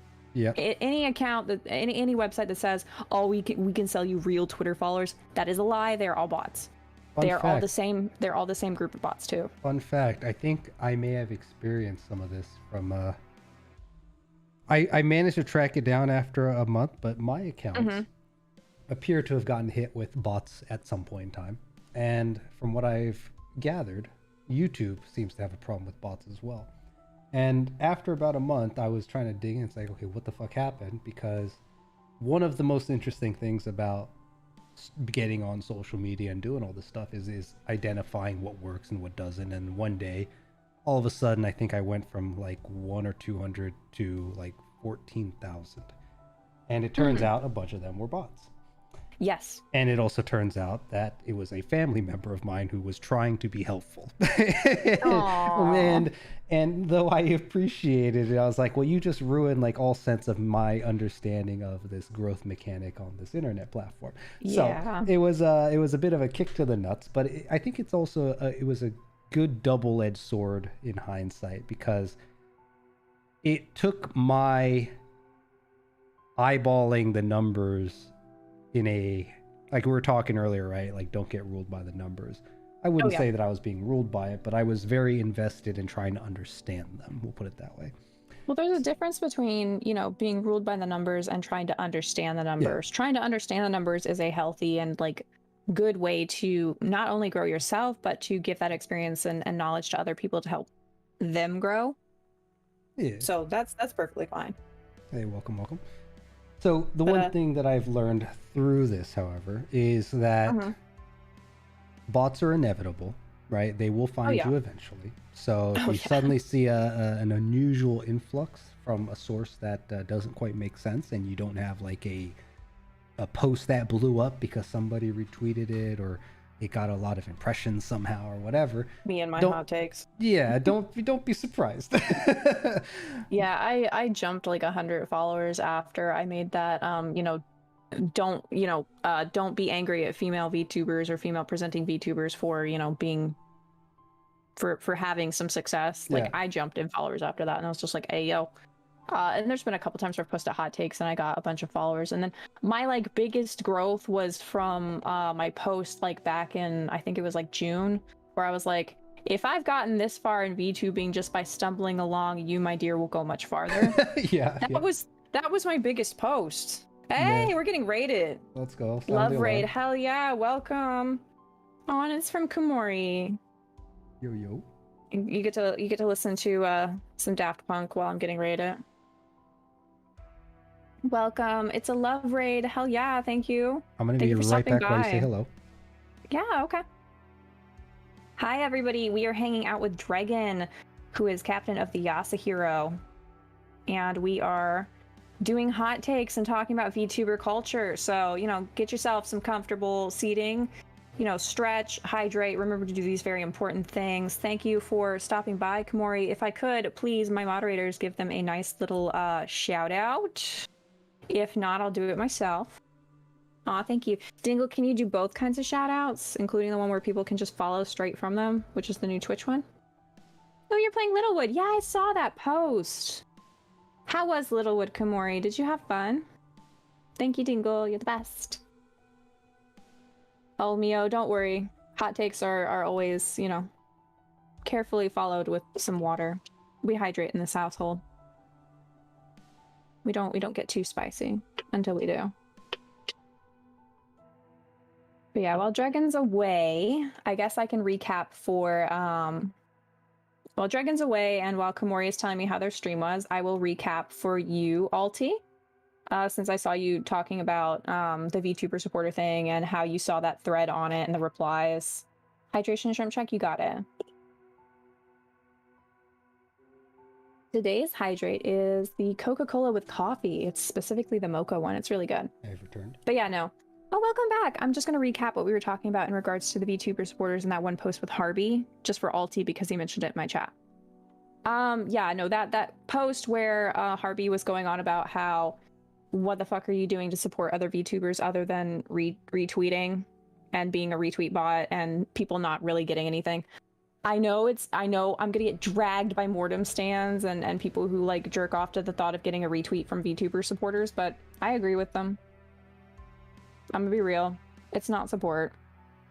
Hitting retweet and hitting like and not engaging with the content creator at all, it's not support. Here's another take actually that ties back to a nuance with the VTubing community, and I saw this a lot in the business world as well, but there's a certain degree of circle jerking that you all do. You're right though. I know. You are right. So for Hero those King. Hero King, what up, dude? But hey.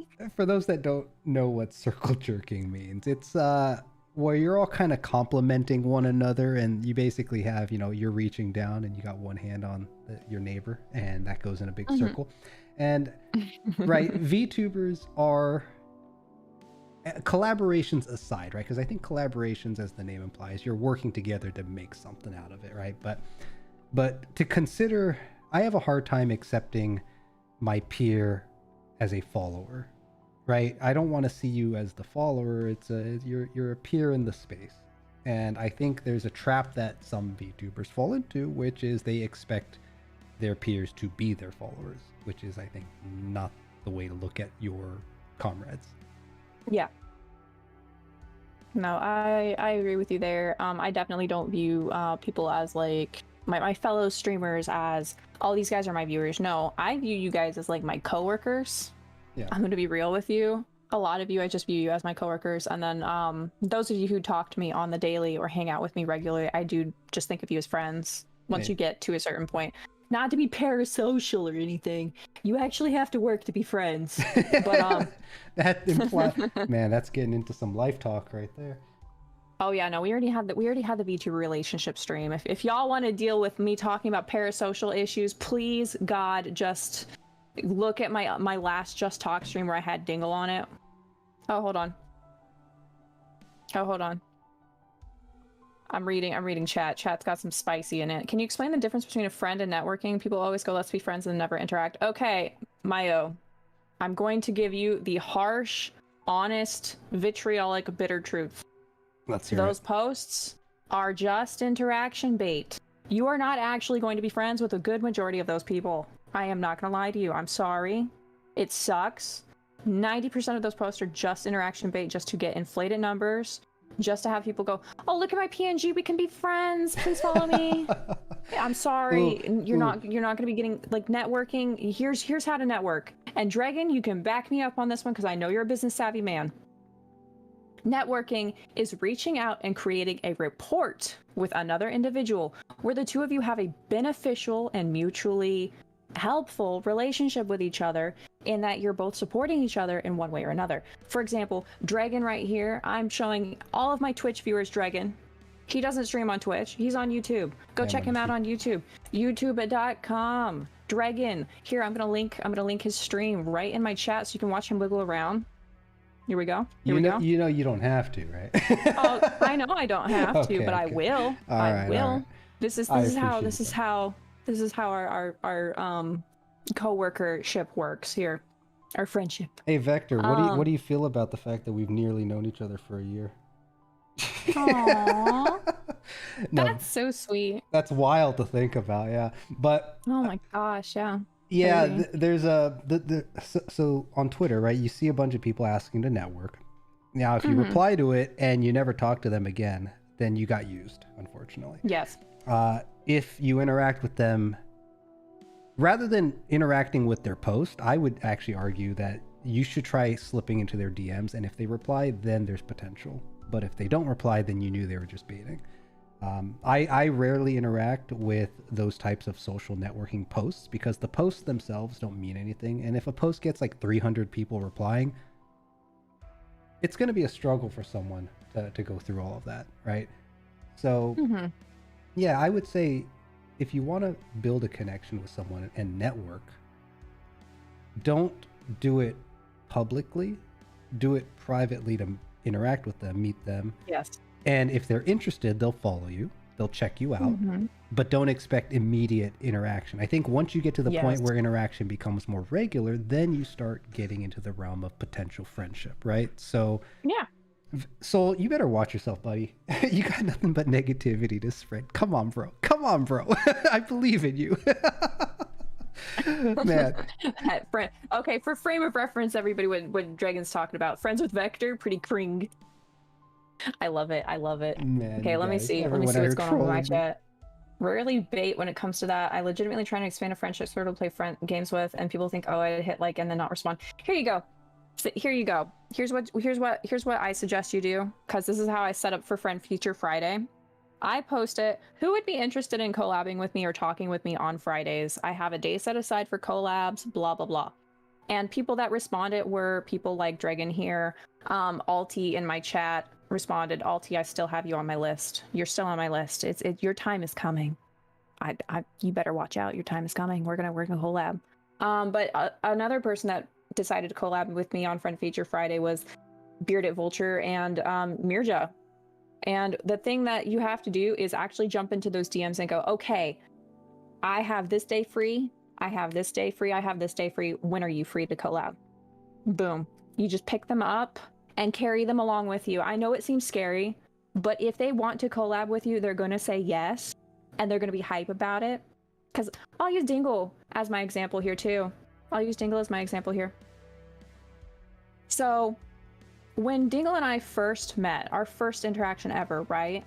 He had a meme post about like everybody else that was collabing and him just being SpongeBob, or no, him being Squidward in the fucking Squidward house, watching everybody else collab, right? Yeah. And he was like, that face when. So I checked out one of his streams first. I was like, this guy seems kind of cool. Let's go. Let me look at him. Mega Man themed fucking Robot Master VTuber. I fucking love the Mega Man series, okay? I fucking love the Mega Man series. So immediately I was just like, this guy's so cool. This guy's so cool. I watched one of his streams. I laughed so hard during the first stream that I watched of Dingle's. I actually cried because I was laughing so hard. So immediately I was like, okay, I have to try to hang out with this dude. I have to make this collab happen. Let's go. So I replied in all fucking caps to this man's post going, let's fucking go. And he DM'd me and he was like, okay. And then I replied. Here's the thing. On that post, a ton of people wanted to collab with Dingle. A ton of people replied. Do you know how many he told me actually followed up? 3. I think it was just me. Dingle, can you confirm? No. how many people actually followed up after you reached out to them? It wasn't that many, was it? Because people were like, oh, so cool, big post. Yeah, no, see, nobody followed up. Hi, hello, I followed up. That's wild to me though, right? Like, I don't know, maybe it's no, because... not followed as in following him on Twitter. I mean followed up as in like actually went through and decided to collab with him on this old post of his. Gazbang, you're good. Actually serious, they actually follow through, they meant what they said, they're walking the walk, not just talking the talk, right? It's here's my story with maybe an IRL counterpart, but one of the people that I consider a very good friend of mine was met through a classroom, because I've seen this guy in my track at university a couple times, and I was like, dude, this guy's always like energetic. He's always laughing out loud in the back of the room. Like, he seems like a good guy, good energy, right?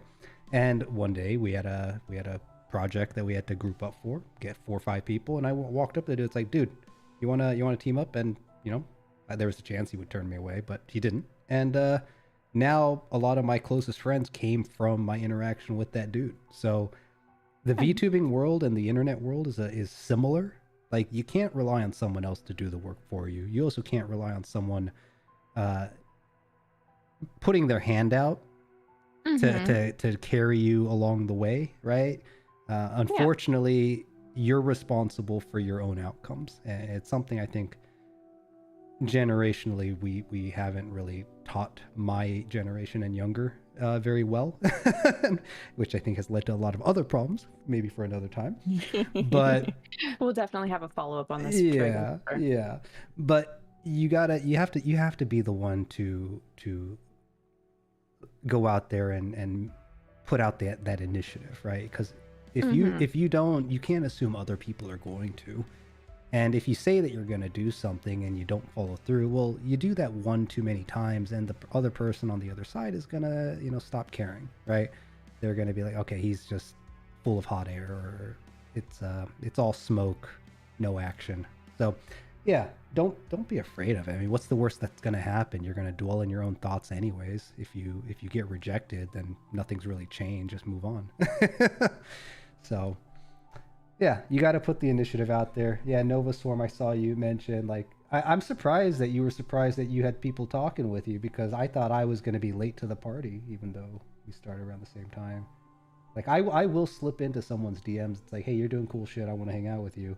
Unfortunately, I've reached the point where I'm like, man, trying to interact with more people and actually trying to build a friendship out of it is going to stretch me too thin.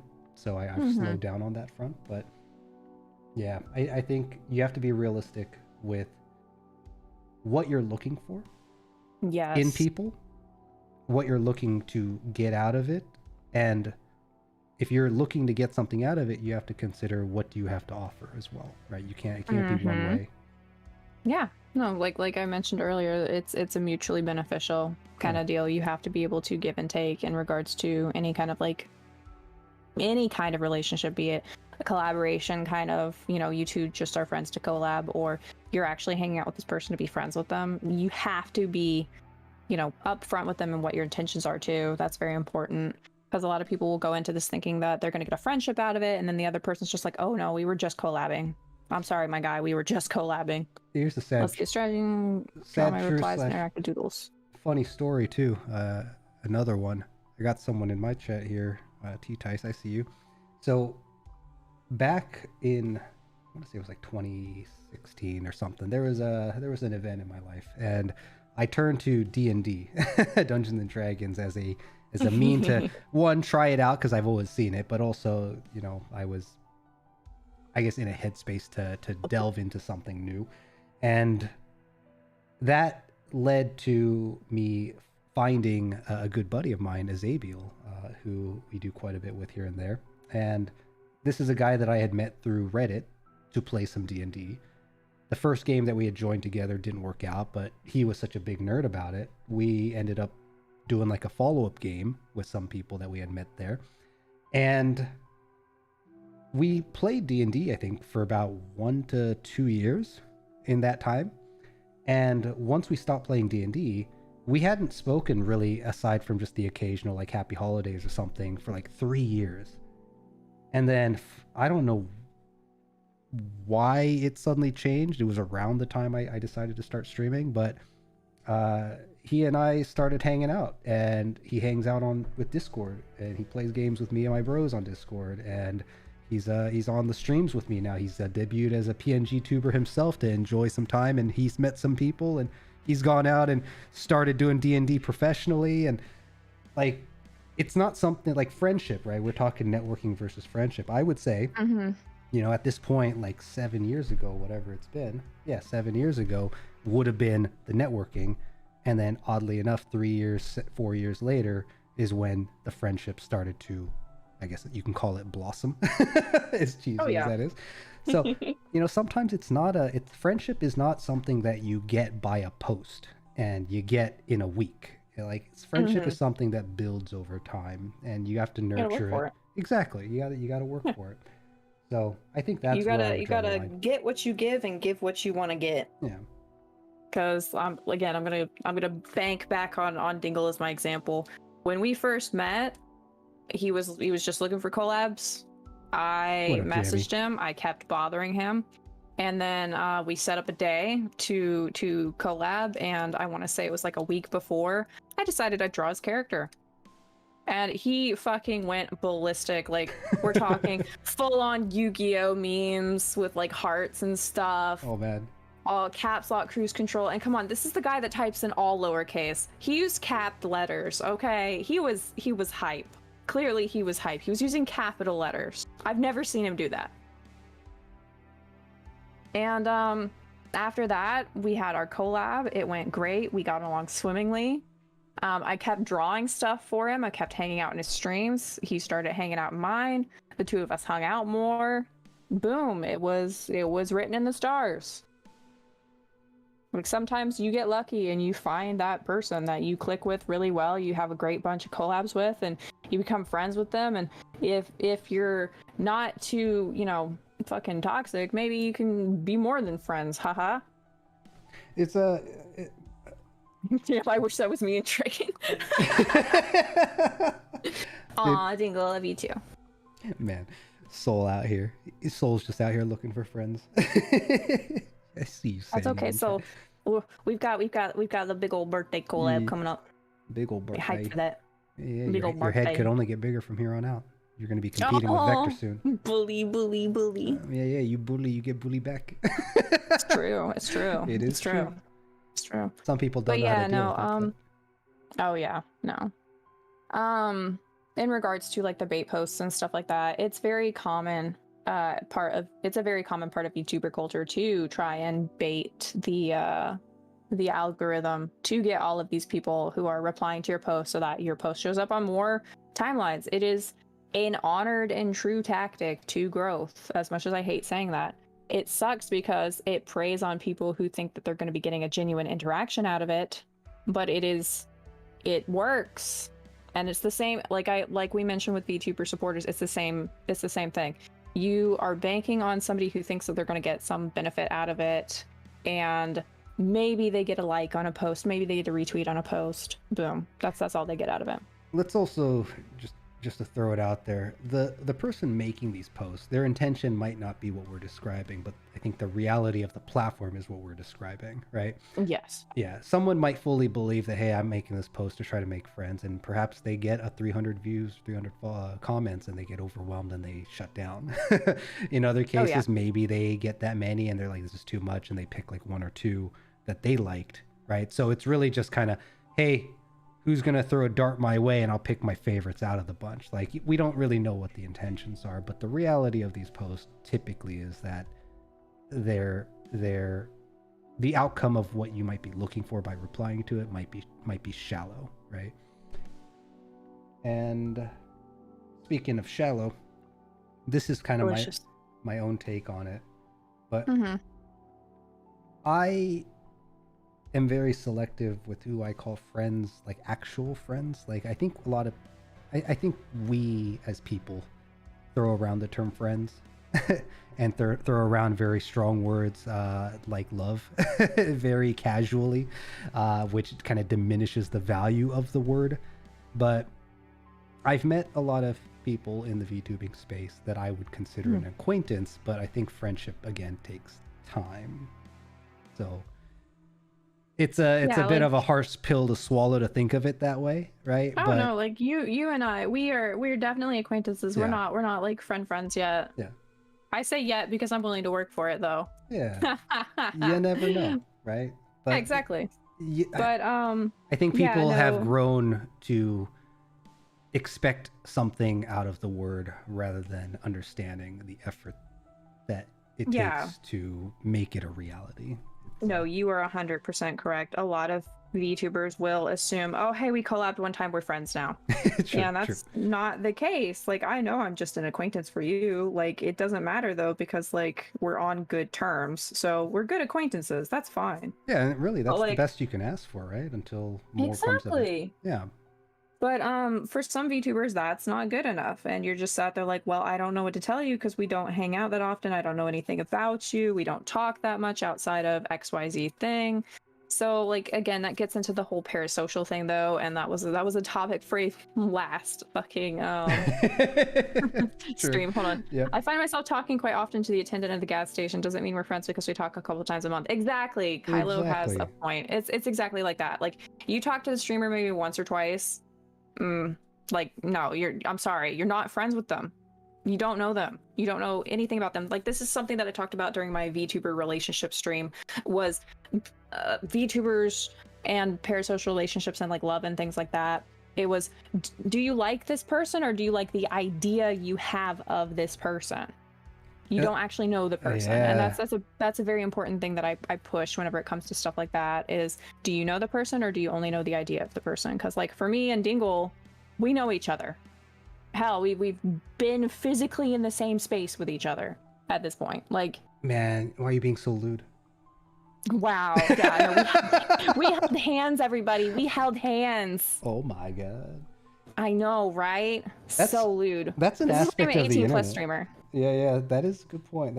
And surprisingly, there are a lot of people who are young and have not really experienced outside of their bedroom. Oh, damn. Oh, my God. Exposed for hand holding. Yep, I'm getting canceled for holding hands with Dingle, everybody. But no. Here's Jammy, what are you saying here? Definitely seen this happen recently with VTubers I know getting in relationships, but ending it because they weren't the same on stream as in IRL. Yeah, of course, right? Yes, that is so important. You need to know who the person is outside of the streamer, because I will be 100% real with you. Dingle offline is not the same as Dingle online. Yeah, oftentimes but I love that's them the both. Case. So yeah, oftentimes that is the case. Hell, I would argue that a lot of VTubers are in a mentally shaky state that they probably are worse off stream than they are on stream. Aww. I mean, you know, I've bumped into my own struggles out there. So, as with a lot of streamers, very good point. Because, you know, a lot of people I think stream more bait tweets by mustering an hour or two of, you know, their like mental energy they stream. my God, Soul. Why you suddenly call me Dwaygan all of a sudden all the time? Dwaygan. Did this come up recently on Dwaygan. your streams? This is just like me calling Dingle Dingus. Dingus, yeah, probably. Dingus and Spingus. Oh good, this get deleted because my homies might fight me. Oh yeah, no. This VOD that I have is getting 100% deleted. I don't know if Dreggen's gonna keep it or not, but I'm definitely gonna be deleting it just for the safety of my chat. Because some of them have name dropped a few big names out there, and while I'm willing to fight God, I know some of my chat isn't. Will you guys get out of here? Soul thinks I'm a child, bro. You don't even know. I'm like twice your age. Careful, he might start calling you old man. He already does. He might start calling you the Crypt Keeper. Yeah, maybe. It's okay, guys. I'm already dead inside. Nova Swarm, I consent to fighting God. Welcome to the team, Nova Swarm. Welcome to the team. In here, we fight God and we make hot takes. But yeah, let me see. There's ones where you can tell that they're really looking because they actually talk about some details. Okay, yeah, the looking for artist ones or the ones where they're like, LOL, JK, this was just a trap bots. I don't like those posts. But the ones where they're actually genuinely looking for somebody to commission, I'm fine with those. It really just depends on how they word it and how they go through with it, to be honest. Thing you can see is a positive through posts for artist networking and showcasing artists. Yeah. Like posts where you actually do network as artists. I've seen those in like real life streamer areas and like actual art Twitter. Because I used to be part of a really, really big artist networking Discord with like, God, there was an upwards of like 20-something thousand people in there. Actually, was it 20-something thousand? Hold on, let me count. Let me see if I still have that invite. Hold up.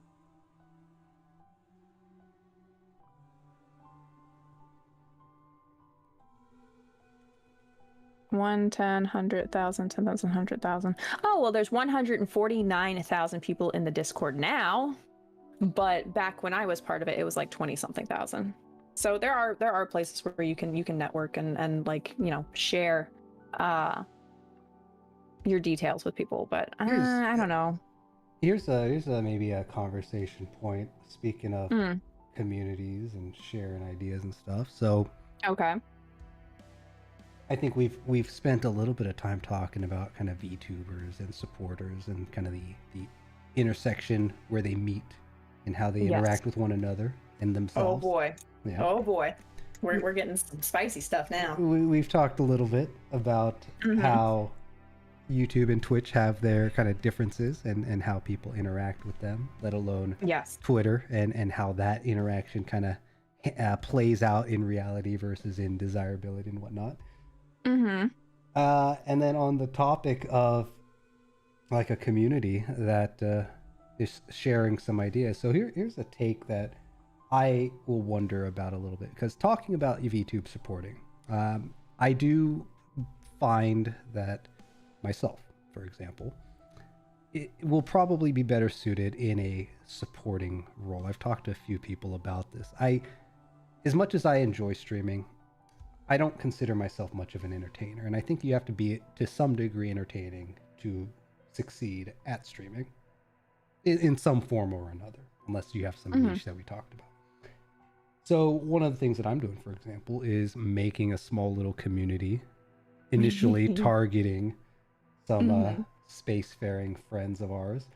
And you've had some insight into what we've been working on. Yes, I have. I like what you're doing, and while I don't agree, and I'm gonna be a little mean to you, Dregn, I don't agree with your take on yourself. I do actually think you're a good entertainer. You have a very calm quality to you that a lot of more popular and how do I express this? I think that just comes with age.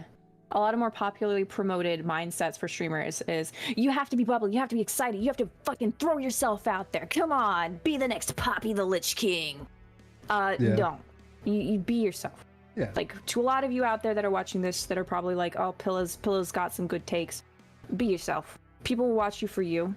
People will watch you for the character that you're portraying. You don't have to be hype Twitch Kona. Yes, you are correct, Nova. And I really enjoy Dreggen's calm demeanor and his like soothing kind of streams. Like, I go to Dregn when I am tired and I just want to listen to somebody and watch them do funny shit with the space crew.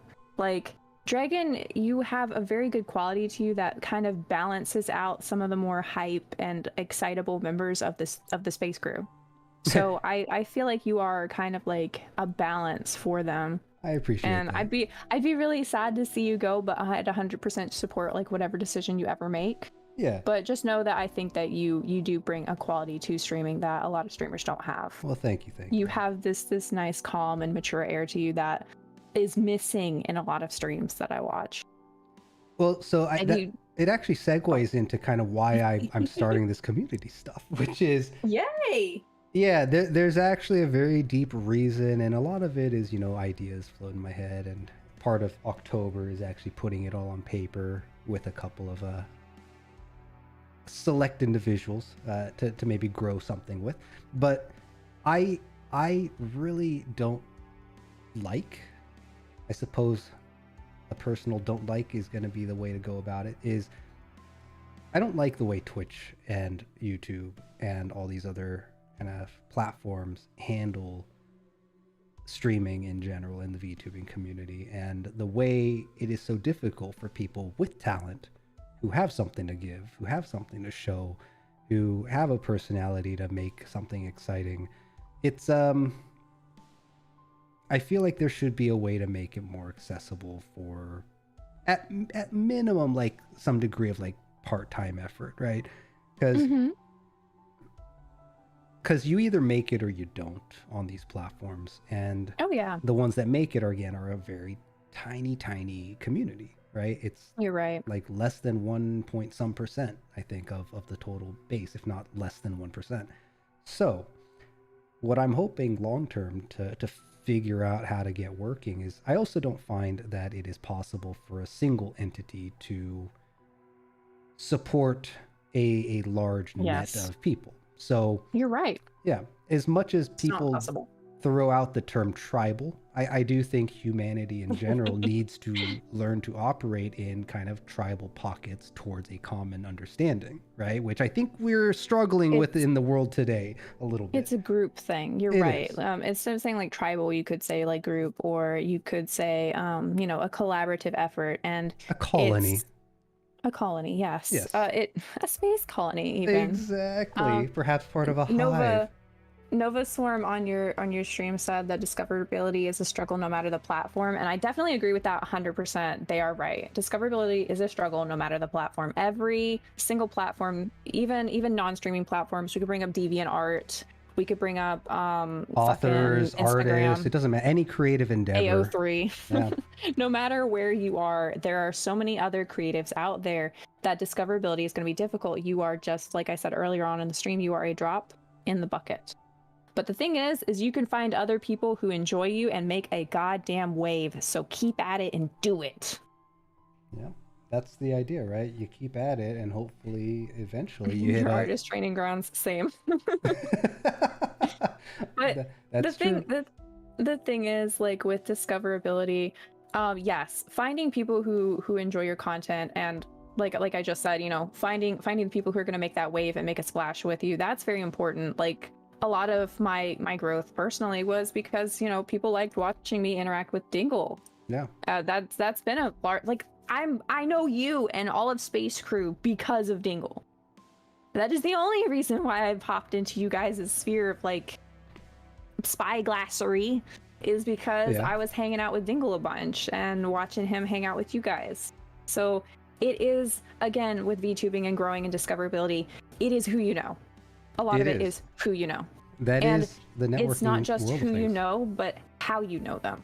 Because if you know them in a good way and you have a good rapport with them, they're going to be, giving you more of the like spotlight in regards to like shout outs or whatever. Like, for example, every Thursday, if Dingle is streaming, I'm going to raid into him 100%. I'm going to be like, all right, everybody, off you go. It's Dingle time. It's Dingle time. And my viewers are 100% on board with it. They're just like, oh, okay, it's time for us to watch Dingle do something. And I love that. I love that about both of our communities, because we do have different people in our communities. Some of his people started watching me when he was gone for that week, and I was streaming during his time slots to, quote unquote, fill the void. This actually works perfectly for another thought, Let's hear it. Let's go. Which is, I personally, at least, really enjoy the social aspect of VTubing, right? We see so many streamers and VTubers out there kind of just in their own silo. But the I guess formula that I've seen work for quote unquote content is the interaction with people, right? And yes, at the end of the day, if you're streaming, you're posting it online, it is, you know, in the realm of content. But I think the interaction with the people you're doing with is really the kind of the juicy nuggets that we find out there. So yeah, so much like my experience when I was, you know, working in corporate, I stayed as long as I did because of the people I worked with. I enjoyed their company. Much like of why I'm trying out new things and trying to find a way to support kind of a greater audience through smaller audiences supporting one another is kind of the core concept here. But the fact that you and Dingle, for example, have a thing going and you guys stream together, and I think the interaction between you guys is a lot of fun. The way Vector makes a bunch of, you know, VTubers come to life in kind of a VTuber skit or VTuber play of sorts is a lot of fun. I think that's what people enjoy. And actually, I've noticed this even just on my own channel's analytics, trying to understand it, which is people generally enjoy when others are having conversation. And the interaction is really what I think we all want to see and enjoy. And some of the more successful solo streamers out there, the majority of their streams are just them talking with the people in their chat, right? Like that's all they do. They don't even play a game. Games, I think, are a low-hanging fruit that is easy to fill dead space in your stream. And if you're a streamer out there and you can't have like a conversational stream, I do find that to be a hurdle that you're probably going to have to look into at some point. But yeah, it's a fascinating digital world we all live in right now. Oh yes. In regards to that, like the gaming being a low hurdle and having that communication with your chat, that is something that I really want to stress to people. We're gonna I guess kind of humble brag here. Sorry, not sorry. I am Pillabird, and I made affiliate in my first like ever like week of like fucking streaming, pretty much. Like after the month happened and it was like, okay, this is all you need for affiliate, I was already like over it. Why? Step one, I actually talked with my chat. The entire time. I was constantly tabbing in and talking to my chat. Constantly. No matter what was said in chat. I didn't care if it was just hi. I'd be like, oh, hi. If somebody, you know, popped in, it was their first time stream, I'd be like, hey, thank you for stopping by. I appreciate you. Stuff like that. It actually got to a point where I was talking with my chat so much that I actually wasn't focusing on my game. Yep. But that's okay because that's what chat liked. They were like, wow, this streamer's actually paying attention to me. This streamer's actually talking to me. Wow. My first ever stream was actually a collab stream. It was terrible, by the way. As an FYI to all of you out there, please remember with collabs, know the person a bit before you collab. Do not just jump straight into collabing. And do not just jump straight into collabing with somebody because they go, oh, this would be good for both of us. Oh. Don't do that. Yeah. Actually, my first stream was a collab stream. I almost quit day one, okay? Your girl was crying. Literally crying on stream because this other streamer's viewers were so mad because my internet was terrible. Oh my God. I had to wait to download Yu-Gi-Oh! Because my first stream ever was a Yu-Gi-Oh! Stream. And they just let their chat have at me. It sucked. Damn, that's kind of rude. The only reason why I stayed a streamer was because of my moderator, Seardude. Seardude messaged me on Twitch. I had never had a message before, like a private message. You know how you can whisper somebody? Yeah. I'd never had that before, so I wasn't sure how to reply to them. And I was like, oh my God, I'm so sorry. I don't know how to reply to you. I'm so sorry. I was actually like in tears, like trying so hard to focus on the stream, but also focus on my chat. And at the same time deal with all these people who are like, wow, this is so cringe, we still have to wait for this person, and the other streamer not doing anything to like I forget what the term Dingle called it. It's common in theater and it's common in like concerts and stuff where you have somebody hype up the crowd and get them kind of like smoothed over if there's any kind of like wait or delay. Crowd control. Vamping. Thank you, Dingle. It's called vamping. Thank you, Dingle. You're the best. Yeah, he didn't do any kind of vamping or anything like that. So I was just left at the mercy of his chat. And reminder, this is baby Pilla that had never streamed before to a live audience. Pilla who's with somebody who has like 20-something people watching them at the time. So 20-something people who are going, man, this sucks. Man, I'm so tired of this. It's been an hour already. Where the fuck's the stream? All that stuff. Like, I understand scuff, but this is beyond scuff. And me just sitting there like, I'm so sorry, I didn't know. And then the fucking streamer goes, oh yeah, I forgot to tell you that there's like a 5 GB download after you download the game. Like, first time running it. So I was like, okay, fuck me, I guess. Actually, on that front, right, I agree, because I message people to introduce myself. So actually, here's how I introduce myself to most people. I will lurk on the type of stuff they put out there, especially like on Twitter. I will usually try to catch at least 1 or 2 of their streams to get an idea of, how they talk, what they play, how they fill down the, that time. I started doing.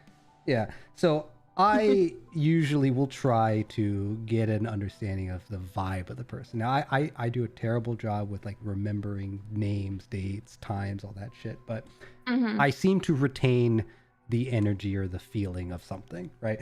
So yeah, I'll gather that type of information first. Then after, a couple weeks of like, yeah, this guy seems like a good energy to have around. They seem like fun. I'd like to, maybe do something with them sometime. That's when I'll usually try to DM them somehow. Okay. And from there, I'll be like, hey, like what you're doing. Usually I'll point out something I saw, right? Because, don't just shout it out across the room without, knowing anything about them. That might work in real life, but you have no excuse on the internet. Yeah, no, you're right, 100%. Yeah.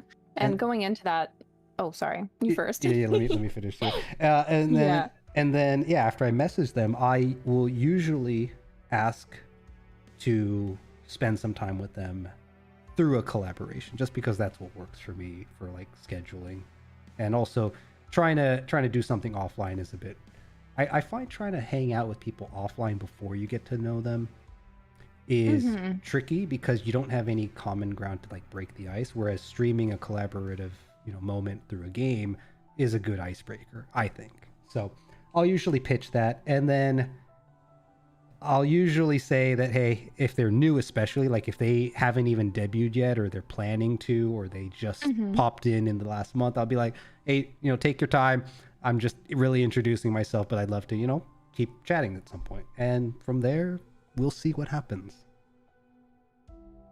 Yeah. Yeah, no, I feel you on that for sure. That's actually something that I would stress for people to learn to do.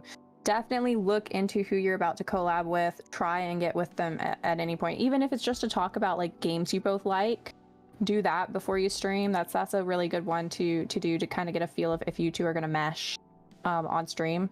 Make sure you have like at least 30 minutes to an hour before stream even to hang out with them and decide like, are you going to continue to do this? Because you are the streamer. You can choose to cancel the stream if you feel that the collab that you're about to do is not going to go well. If you get an off vibe from the person you're going to collab with, do not force yourself to collab with them. I cannot stress that enough. Yeah, you could postpone, you could put it off, but try and make sure that you have at least some kind of understanding of how you're going to mesh with that person, because I cannot tell you and stress to you enough how damaging it can be for somebody to force themselves to go through a collab for XYZ amount of hours and then come out of that feeling awful, terrible, disillusioned, and not wanting to collab. Especially if you're a baby emotionally with making connections with people. That's especially. Yes. Start slow.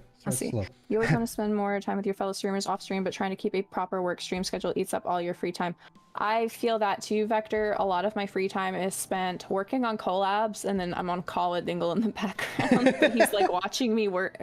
Collabs. God, not collabs. Commissions.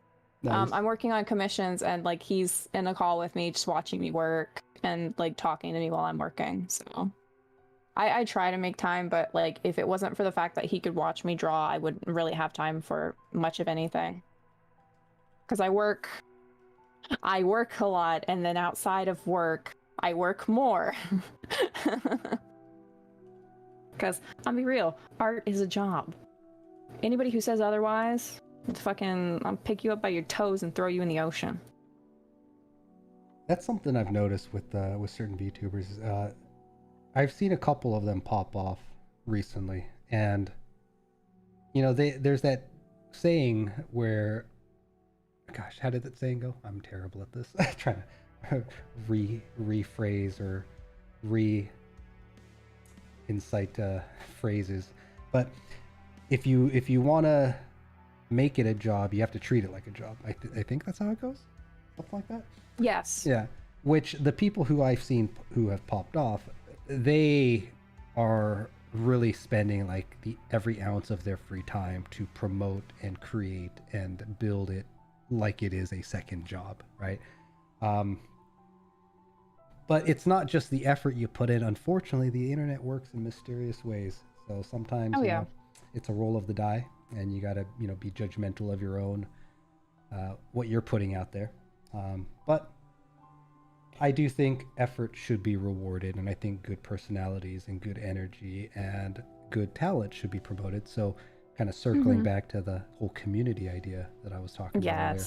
Yes, building other people up. Yeah, it is something I want to try to start creating, and it's already begun, of getting a way for people to come together and promote one another, but also giving them a platform to create, collaborative events that they find entertaining. And as long as the people who I've included for kind of the initial start of it find it entertaining, then I hope to grow it out with other smaller communities out there to give them a platform to kind of build around, right? Because this reliance on Twitch and YouTube is really frustrating for, I think, a lot of people. Well, we have, I'm sorry, I don't mean to interrupt you, but we do have Discord. We do have Discord coming in as a new possible player. I got a notification on Discord specifically in my mod chat. Oh yeah. Hold on, let me find it. It's actually funny. A year ago, I had messaged a couple of the Discord founders. Of course, nothing came out of it. I'm too small for them. But I was telling them, it's like, dude, your platform's already used by a bunch of streamers. Like, what if you went into that realm? Yeah, I got the notification for premium membership. Create a premium experience for your community. Let members support you and the server. Monetization for all types of creators and community organizers. Reward your supporters. Offer unique access, recognition, and benefits to community members who continue to support you. Share exclusives. Create channels or an entire server where only your subscribers can hang out and see your latest content and get paid. Improve the community and your bank account with revenue from monthly subscription fees. It is a $25 minimum payout for Discord premium membership. Interesting. So I have that option available to me, but I'm not going to do it until I have a bigger and more close-knit Discord community, and I might try it out. But for now, I'm going to be mostly doing, the Twitch thing and reminding people that they can support me on Ko-fi if they want instead of subscribing on Twitch, because Ko-fi gives you all your money and Twitch doesn't. So I've now heard 3 ways that site is pronounced. I said Ko-fi because that's how it literally phonetically looks. People say coffee because obviously that's the intent of the site. I say Ko-fi. Ko-fi. I think Ko-fi is actually that happy in between that just doesn't come naturally, but sounds right. the what now? The what? I tell ya what. Yeah. You're still nervous about the Discord NFT thing? I am also nervous about the Discord NFT thing. That's why I said I'm like considering it, but not like 100% on it. You pronounce it like Pilla does. Yes! 2 for Team Pilla. That's a win. This is like the Pokemon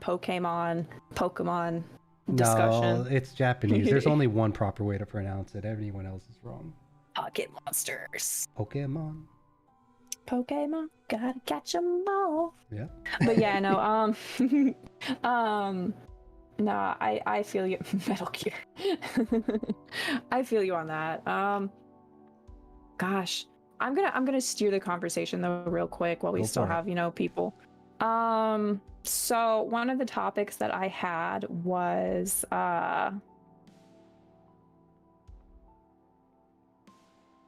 how supporters add and detract to our space. That was one of our topics. So Okay.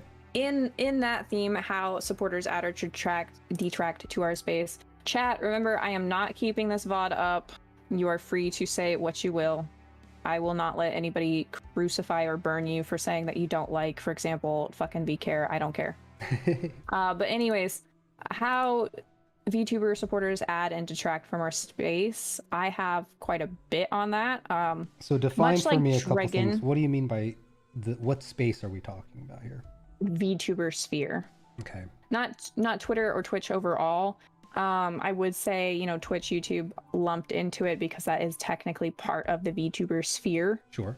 But let's do Twitter, Discord, Twitch, and YouTube. We're not going to include TikTok because I don't have enough information on TikTok to make any kind of inferences or statements about it. TikTok is poison. If you're in it, Nice. good luck with it. But having been in information security for over 10 years and having delved into TikTok for, I believe it was like 3 months, I installed it and used it for a little bit. It is horrible. It is the worst thing that you could have on your phone, both from a technology perspective, from a mental health perspective. It is terrible for you. I am a very strong advocate for banning TikTok in the West because most European nations, I believe, already do that, and there's a reason we don't, and it's fucked up. It's the privacy law. While I was over in the UK for half of a year, I do recall that there being really nobody over there that used TikTok because of the fact that their privacy laws are such that, you know, you have to be not selling the information and things like that. Isn't TikTok also like the Wild West of copyright as well? Now, TikTok is still up in Europe, sadly. To my understanding, it's up in Europe, but it's more heavily moderated. I mean, all you need to know is that TikTok, it comes from China, and the TikTok in China is vastly different from the TikTok in the West, and that is enough for me to know that there's something fishy going on there. I know that there were a lot of tech forums that were talking about the selling of your data being a bit more it's not rampant even selling with TikTok, and you not having as much privacy, and it also gleaning some of the background processes of your phone. I know that there was talks about that. Yeah, technologically, TikTok I don't is have terrible. my cybersecurity. I don't have my cybersecurity certifications up to date currently, but your girl did at one point, so I feel you, Dregn. Yeah, it is poison for your mind, and unfortunately, it is not good for any of your digitally connected devices, including the one it's installed on. But going back to going back to right, VTuber sphere supporters, what they add and detract from the space. Here's another question. Define supporters. All right, let's fucking go. Let's name drop. People like Seirinu Slime, people like Mummy Mortem, people like Moai of Knowledge, people like Irisu, people like Virtua Valentine, people like VTuber Uprising, and people like God, what the hell is their name? VTweeter. Okay. Yeah. So these quote unquote support accounts, support personalities. Oh, we'll throw Nate in there as well. People like Star Pro Nate. Okay.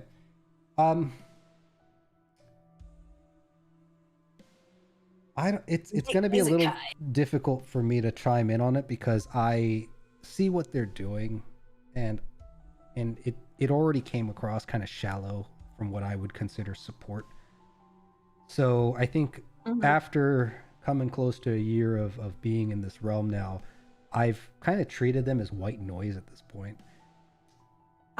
So do they add to the community? I think they do give a initial sense of community, because without these accounts that are widespread across a larger, I guess, realm of vision or visibility on the platforms, someone new into the sphere is, God, it's such a tricky topic, because ultimately, do I think they add anything? No. But I do think that they do add a sense of community, right? But it's so shallow that I can't really promote them. I've used community loosely when referring to VTuber. Yeah, and community also is a very loose term, because you could look at it as the entire VTubing realm as a whole as a community, right? Because it's a niche of the streaming community, which is a niche of these digital platform communities, if you really want to get into it. And then obviously within the VTubing community, we can drill down even further into like the corporate side and the independent side. Gosh, I don't even know where I would put the supporter. I guess the supporter groups would be in their own category. But yeah, I think ultimately my message there is going to be to take them with a grain of salt, much like anyone you would on the internet. So yeah, I don't really think it's really a big plus or minus. I mean, what's the difference between a VTuber supporter with 10,000 followers and a toxic, successful, 50,000 follower individual who spouts nonsense all the time, but somehow they're big because, edgy kids like it? I don't know. That's maybe a weird comparison, but yeah, I don't really have a strong opinion on it. Maybe it's just, again, because I look at them and I don't see a whole lot of value in what they're doing. It's actually maybe segues into a conversation I wanted to bring up with you at some point about larger streamers and what do they bring to support the community, if anything at all. Go for it. We'll segue in that, and I'll circle back around. Okay. Yeah, an issue I have. Oh shit, Mirja. I'm sorry. We're getting hit with Daft Punk. Let's go. Welcome, Raiders. Welcome, Mirja. I was talking about you on stream, Yo, Dingle, can we get a shout out for Mirja? Both kinds, please and thank you. Hi, Mirja. I'm hanging out with Dregn, captain of the Yasuhiro. Yeah, so what were we talking about? We were talking about kind of community supporters, what they add, what they detract from the community as a whole. And I'm segueing from they kind of do and don't. It's it's very shallow for me personally, and I would say to anybody, take it with a grain of salt. But then on the flip side is an aspect that kind of peeves me is larger creators. Now, this is kind of the Western, grow mentality and the corporate mindset of mine that kind of has been drilled into my head. But I question to what end some of these people continue to grow. Like, I'll throw out a name that I think a lot of people would recognize. Everyone here knows who Mr. Beast is, right? Or many do. I do. So I've heard of him. Yeah, Mr. Beast. Never watched anything. He's an interesting personality because initially I think he started off by giving away money to like poor people, right? That was his content. Okay. He would go around the streets, he would get to know or talk to the community people and learn about, hey, there's this homeless guy there, he's been there for a while, like, what do you know about him? And then they'll go and give him $300, $1,000. I think eventually he grew to the point where he was giving them an apartment for 3 months or whatever, so that these guys can like get off their feet. And I think that's how he blew up, right? It was a means for people to support Mr. Beast, who then supports people in need, is I think his brand early on. And then he's grown to the point, isn't he the guy that did the IRL Squid Game stuff as well?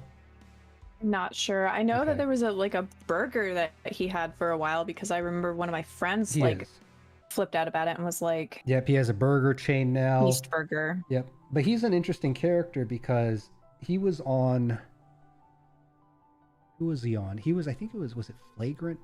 So there's Andrew Schultz, is a comedian who has now ventured into the YouTube and streaming realm, and they do like podcast type conversational stuff. And he's a very interesting personality too. But Mr. Beast was talking about how he doesn't really have a whole lot of money. I mean, he has a lot of value, but he was talking about how everything like he gains, he reinvests into like these new projects and new videos and whatnot and businesses, right? And I look at a lot of very successful businesses and independents, and I wonder, it's like, are you guys just hoarding what you're gaining, or what are you doing with what you make, right? Because I think one issue I have with society as a whole is that people who are successful tend to hoard rather than reinvest and let it trickle down, because money has no purpose unless it cycles hands, right? Like if consumers don't have the ability to buy products, then that if that stops, the cycle breaks, right? So detracting a bit, but the point here, the point here is I see some large streamers, VTubers, creators, and I do wonder, right, how much of that are you really bringing back into the community to then rise up many people as a whole rather than yourself in this kind of pyramid structure, right? I really question it and peeve about it because, yeah, Mr. Beast does a lot of charity work, which, again, he is a very interesting character in the way he's built his kind of empire, but he does, from what I could tell, give a lot back to the community and to other streamers.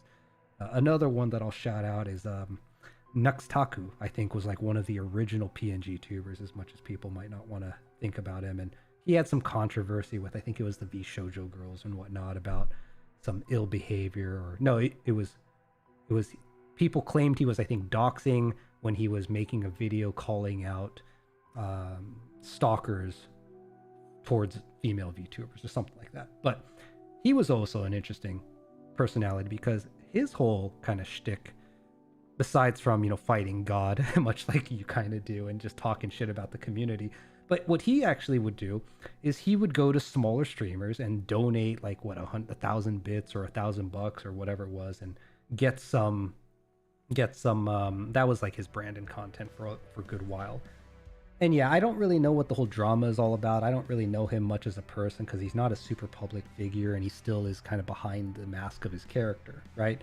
But what I always thought was interesting was this kind of churning of success through creators who would give back to the community, and not just to like your net of friends over and over and over, right? This is an issue I have with certain large YouTubers who they're giving away and doing all this cool content of, you know, oh, we're giving away $10,000, but it's constantly to like the people in their friends network.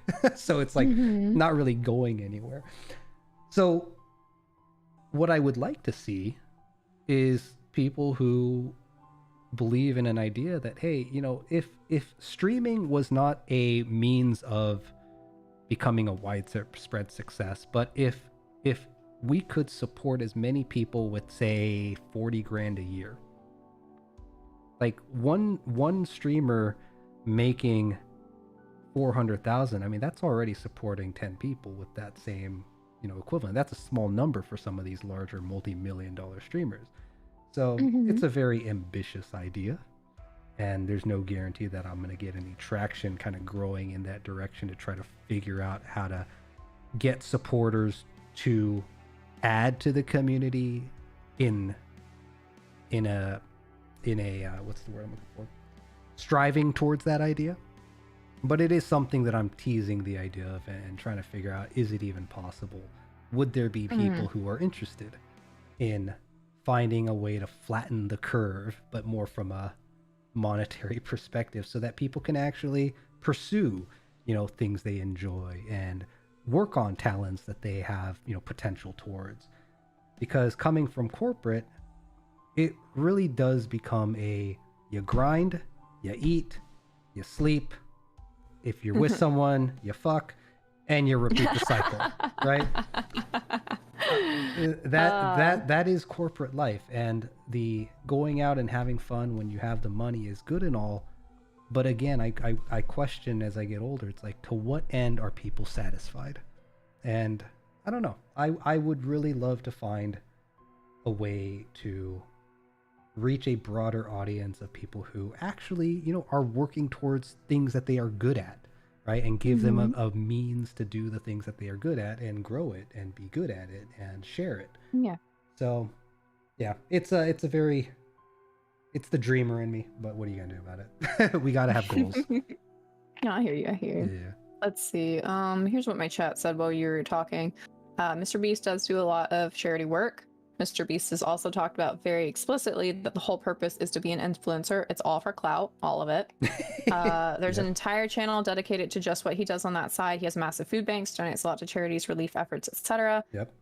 This is fun for me because I'm studying utilitarianism versus Kantian deontology. Wow. Very nice talk.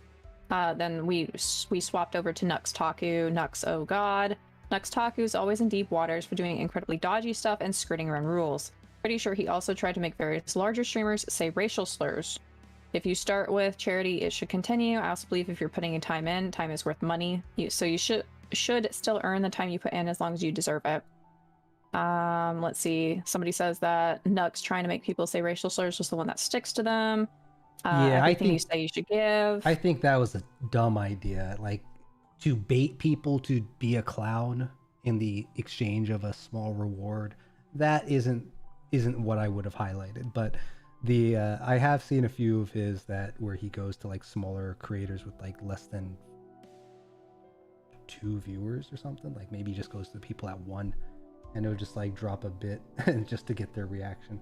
We see channels like that out there. Yeah, don't bait people for cloud and content and all that crap. But yeah. This goes back into like an earlier topic we covered when everybody was starting to trickle in and we only had like 2 or 3 people in here. So we'll cover it again really quick. Hold on. His defense is that even if it can even be called that, was that he would give them money for saying any word that started with N. He knew exactly what he was doing though. Baiting people in pranks or BS. Okay, anyways, so the conversational topic that I want to cover real quick again is like that love bombing, quote unquote, for clout, where you have somebody who's never been in your streams before, who doesn't even really know who you are as a streamer. They pop in, they drop 100 subs on you, and you feel uncomfortable because now you have this rando that like is also a streamer who just dumped a bunch of money on you, and you have to like give them a shout out. You don't even know who they are. Hi, Sierra. Yeah. So is that something you want to revisit, or are you at a point? That is something I'd like to revisit before we circle back on the topic that we're currently on. Cool. Just I don't know. It definitely is a like unsavory part of the VTuber sphere where you have those people that come in, dump a bunch of subs on you, dump a bunch of bits on you, and then disappear.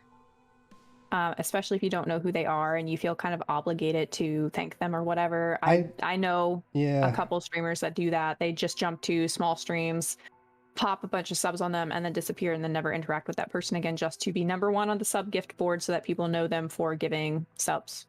That's an issue with the platform. That's true. Though. It isn't exclusive to VTubing. That is true. Yes, you are 100% correct, Nova. That is also a thing in face streamers. It is a thing. Yeah, that's a platform issue. That's the way the platform has designed itself to get people to, be on the top of the leaderboards, right? It's attention seeking. So when it comes to events like that where someone is just dropping in looking for attention, I think it's important if the streamer doesn't know who you are, I think a simple thank you and moving on is enough, right? Like you don't need to go out of your way, especially midstream, when someone new shows up. I mean, it's up to the streamer, obviously, but I don't really see a big deal to interrupt your planned broadcast or like what you've been enjoying with chat to highlight somebody who shows up.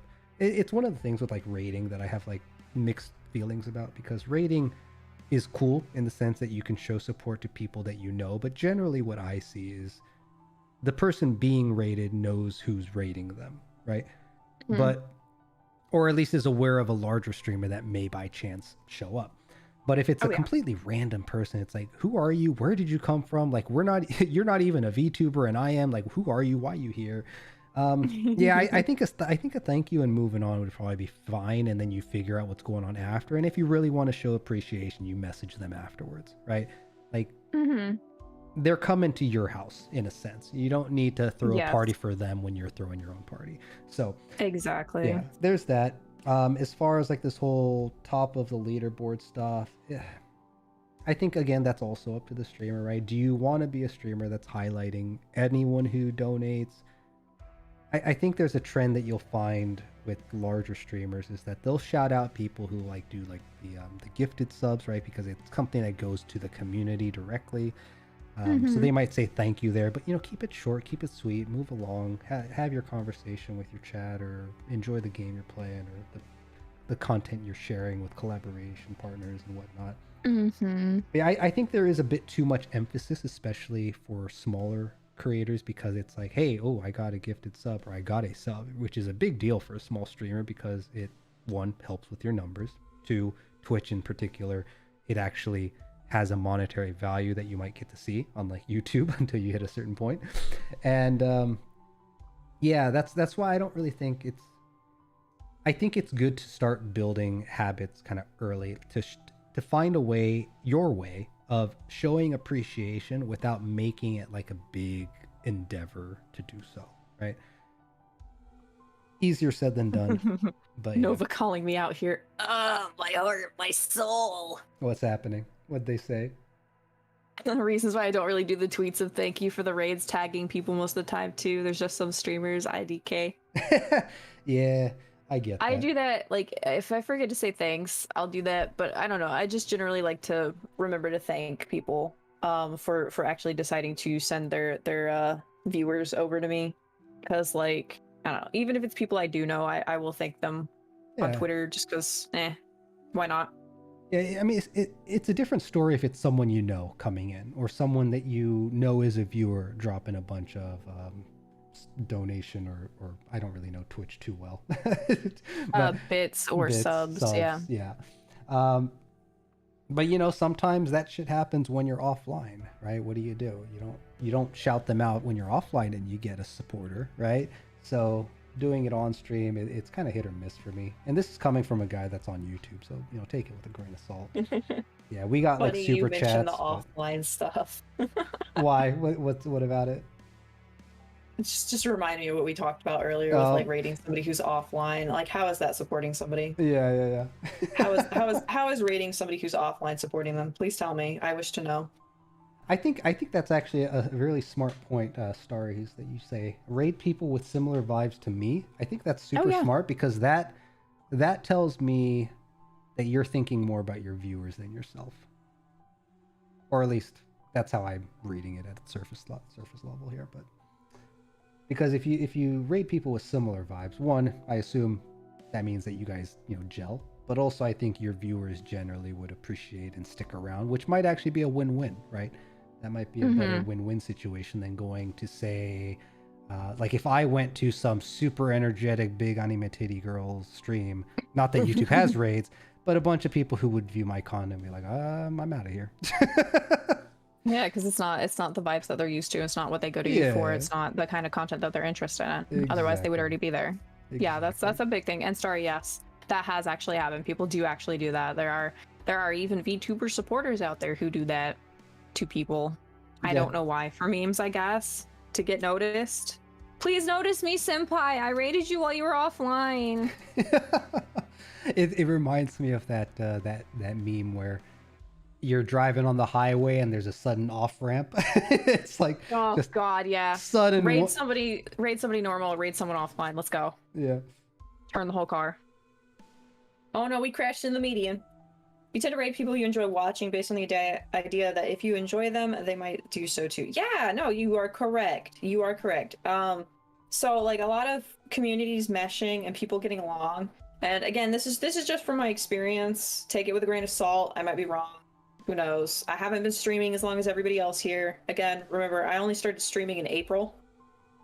Literally on April 1st, because haha, I'm a joke. Oh boy. I know. God gives his silliest battles to his funniest clowns, and bitch, I'm the whole circus. That's a good one. I like Anyways. That. Oh yes, it's my favorite thing. Yeah, no, like having your community be really good with somebody else's community, thumbs up to that. You find somebody whose community meshes with yours. Big props, big boom. Let's see. It makes me happy when my viewers stick around with the people that you raid, because it means you've introduced them to someone else to watch. Exactly. Like when I started out, getting raids from people like Seer, or getting raids from people like, Civis, hell, like everybody that tends to like lurk or hang out in my chat has at least raided me once. I've been raided by Sock, I've been raided by Civis, I've been raided by fucking Mirja. Even today, Mirja pops in. Bearded Vultures raided me one time, Seer, Dingle, everybody. Like, our communities are intertwined because of us raiding each other and supporting each other. And it's great to see, you know, members of your chat going into another friend of yours stream. Like, I'm gonna use Imatron as an example. This guy, I saw him in Dingle stream so many times, and now he hangs out in my stream sometimes, and I'm just like, hey yo, it's that guy, it's the purple loving guy. Thumbs up, props to that guy. I know him. That's the interconnection that I want to see grow. And There he is. I don't think these platforms really support that type of growth. I mean, it does in a small scale, right? But it's so limited. It frustrates me. Yeah, no. And like you have like your viewers in certain channels where you know them from like being in everybody's channel. Like for example, Imatron. I know him. I see him in the purple VTuber channels. I see him in the robot channels. I see him. Gazbang, I see you. Fucking Nolan Void. I see him like everywhere. Dude supports so many VTubers, like everywhere.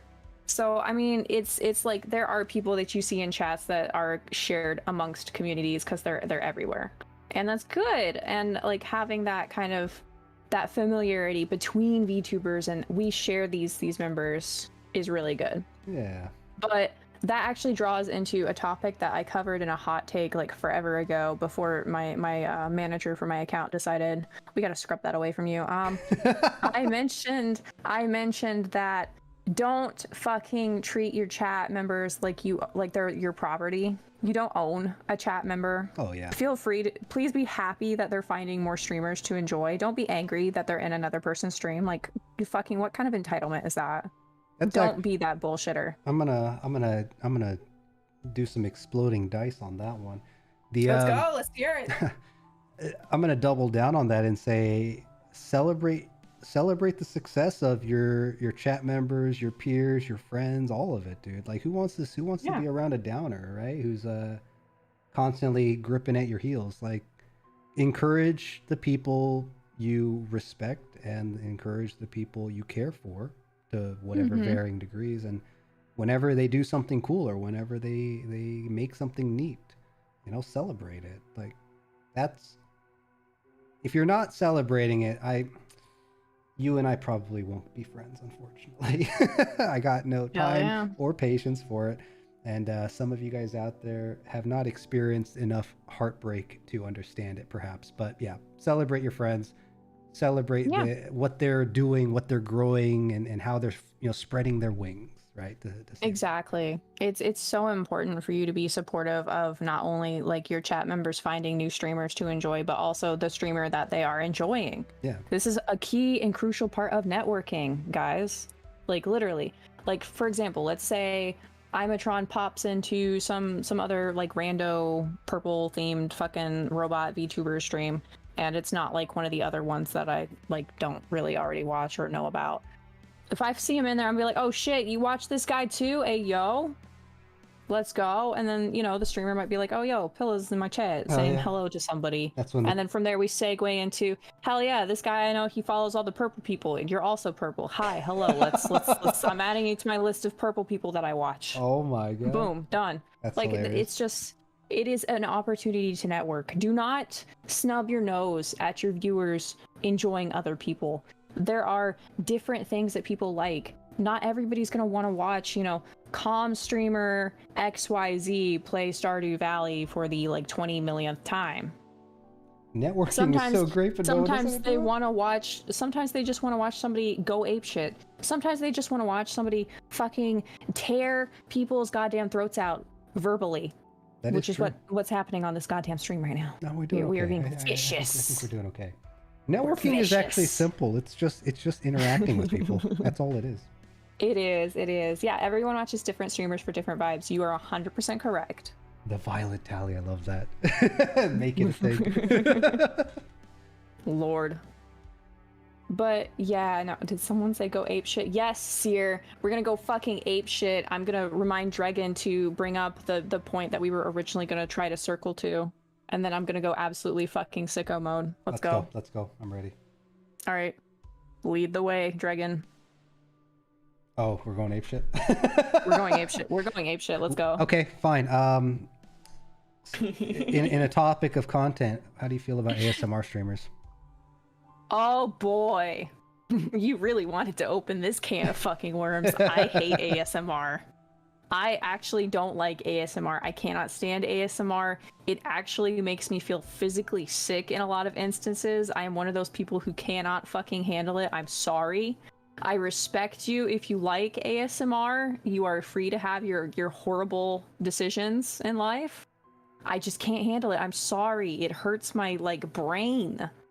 Sometimes, like with some things, and I've been told that I probably have some form of like synesthesia or whatever it's called, where you have like different sensory things towards like visual cues and audio cues. I just can't handle some of those sounds. Like if I'm like super fucking sick, I might listen to rain noises or like fucking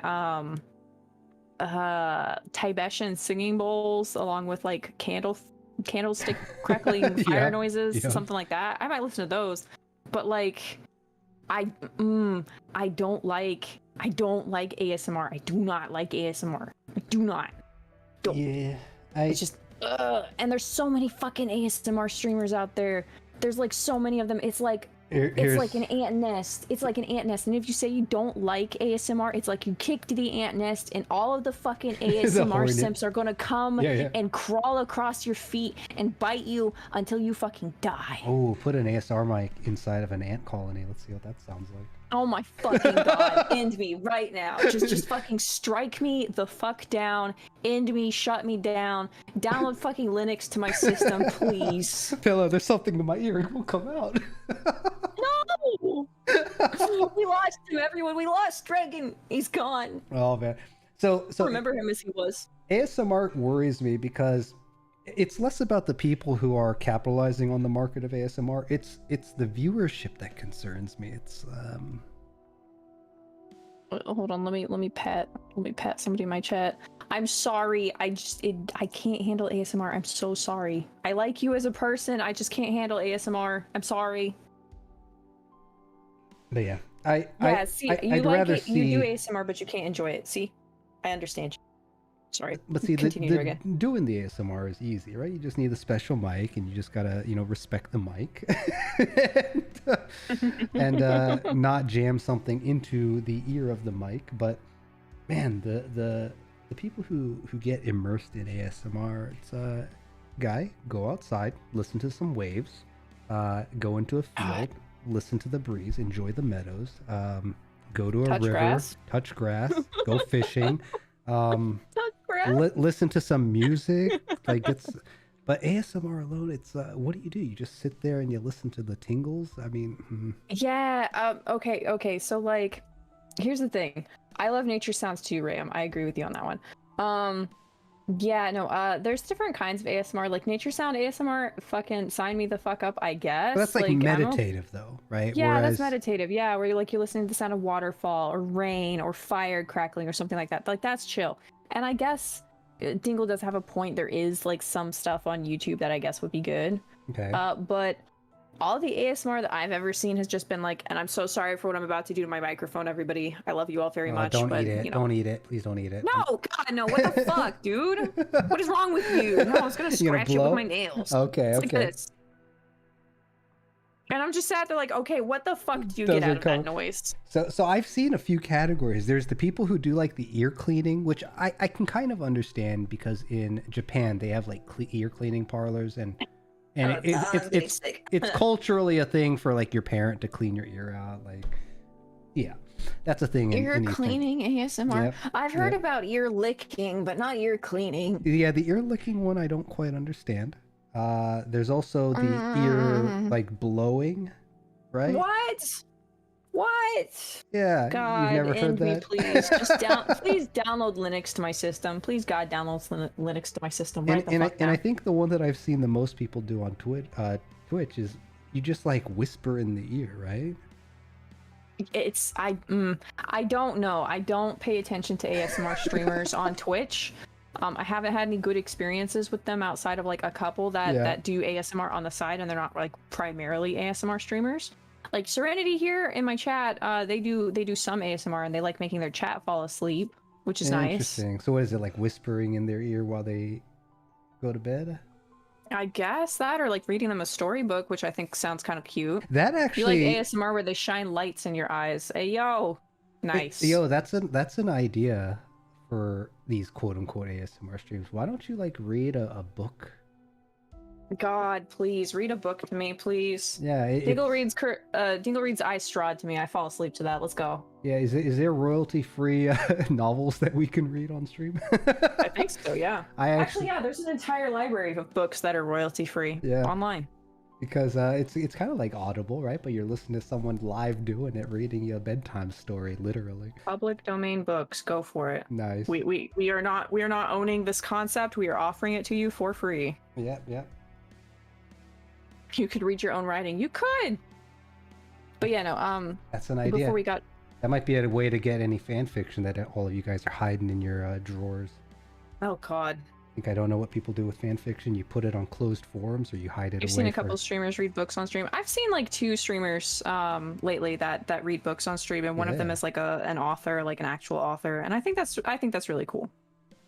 Yeah, maybe they'll help me with reading stuff out loud. Hell yeah, book reading ASMR. Go for it. Go for it. I believe in you. There you go. Untapped potential being found right now. Let's go. Only here on the Pilla of Villainy, featuring Dregn, captain of the Yasuhiro. Read out Reddit posts. God, no. Are you kidding me? I don't want to get fucking destroyed by Twitch TOS. ASMR green text. No, what have we done, Dregn? We've unleashed a monster. We've unleashed a monster onto this world. Oh, they're getting stronger. We've done We've created monsters. Hi, Demi. The fun thing though is book reading collabs where everyone voices a different character. That sounds fun. Your mind is racing now. Fucking God, we've unlocked their 6th chakra. Buffoon, welcome. And that's actually not a bad idea. That's actually like a low budget version of what Vector does with his skits, but now you're just reading like, well, how about like VTuber Macbeth? Oh my God. VTuber Macbeth. Let's do it. VTuber Romeo and Juliet. Let me read you the manual for a 1997 Corolla. Please, God, I'll go to sleep to that. I actually played I played this game called Hunt Showdown. It's very extreme, contrary to my reactions, but I had a dude be like, you heard Pilla get on the stream audio. Stream audio? Oh man. But yeah, I had someone tell me, it's like, dude, you should read audiobooks. I'm waiting for it. Some tea, spill the tea. Oh, Demi, you missed all the tea and us like dragging fucking VTuber supporters and getting canceled by all of their friends. Because I know a lot of people here are friends with a lot of the VTuber supporters that I was talking smack about.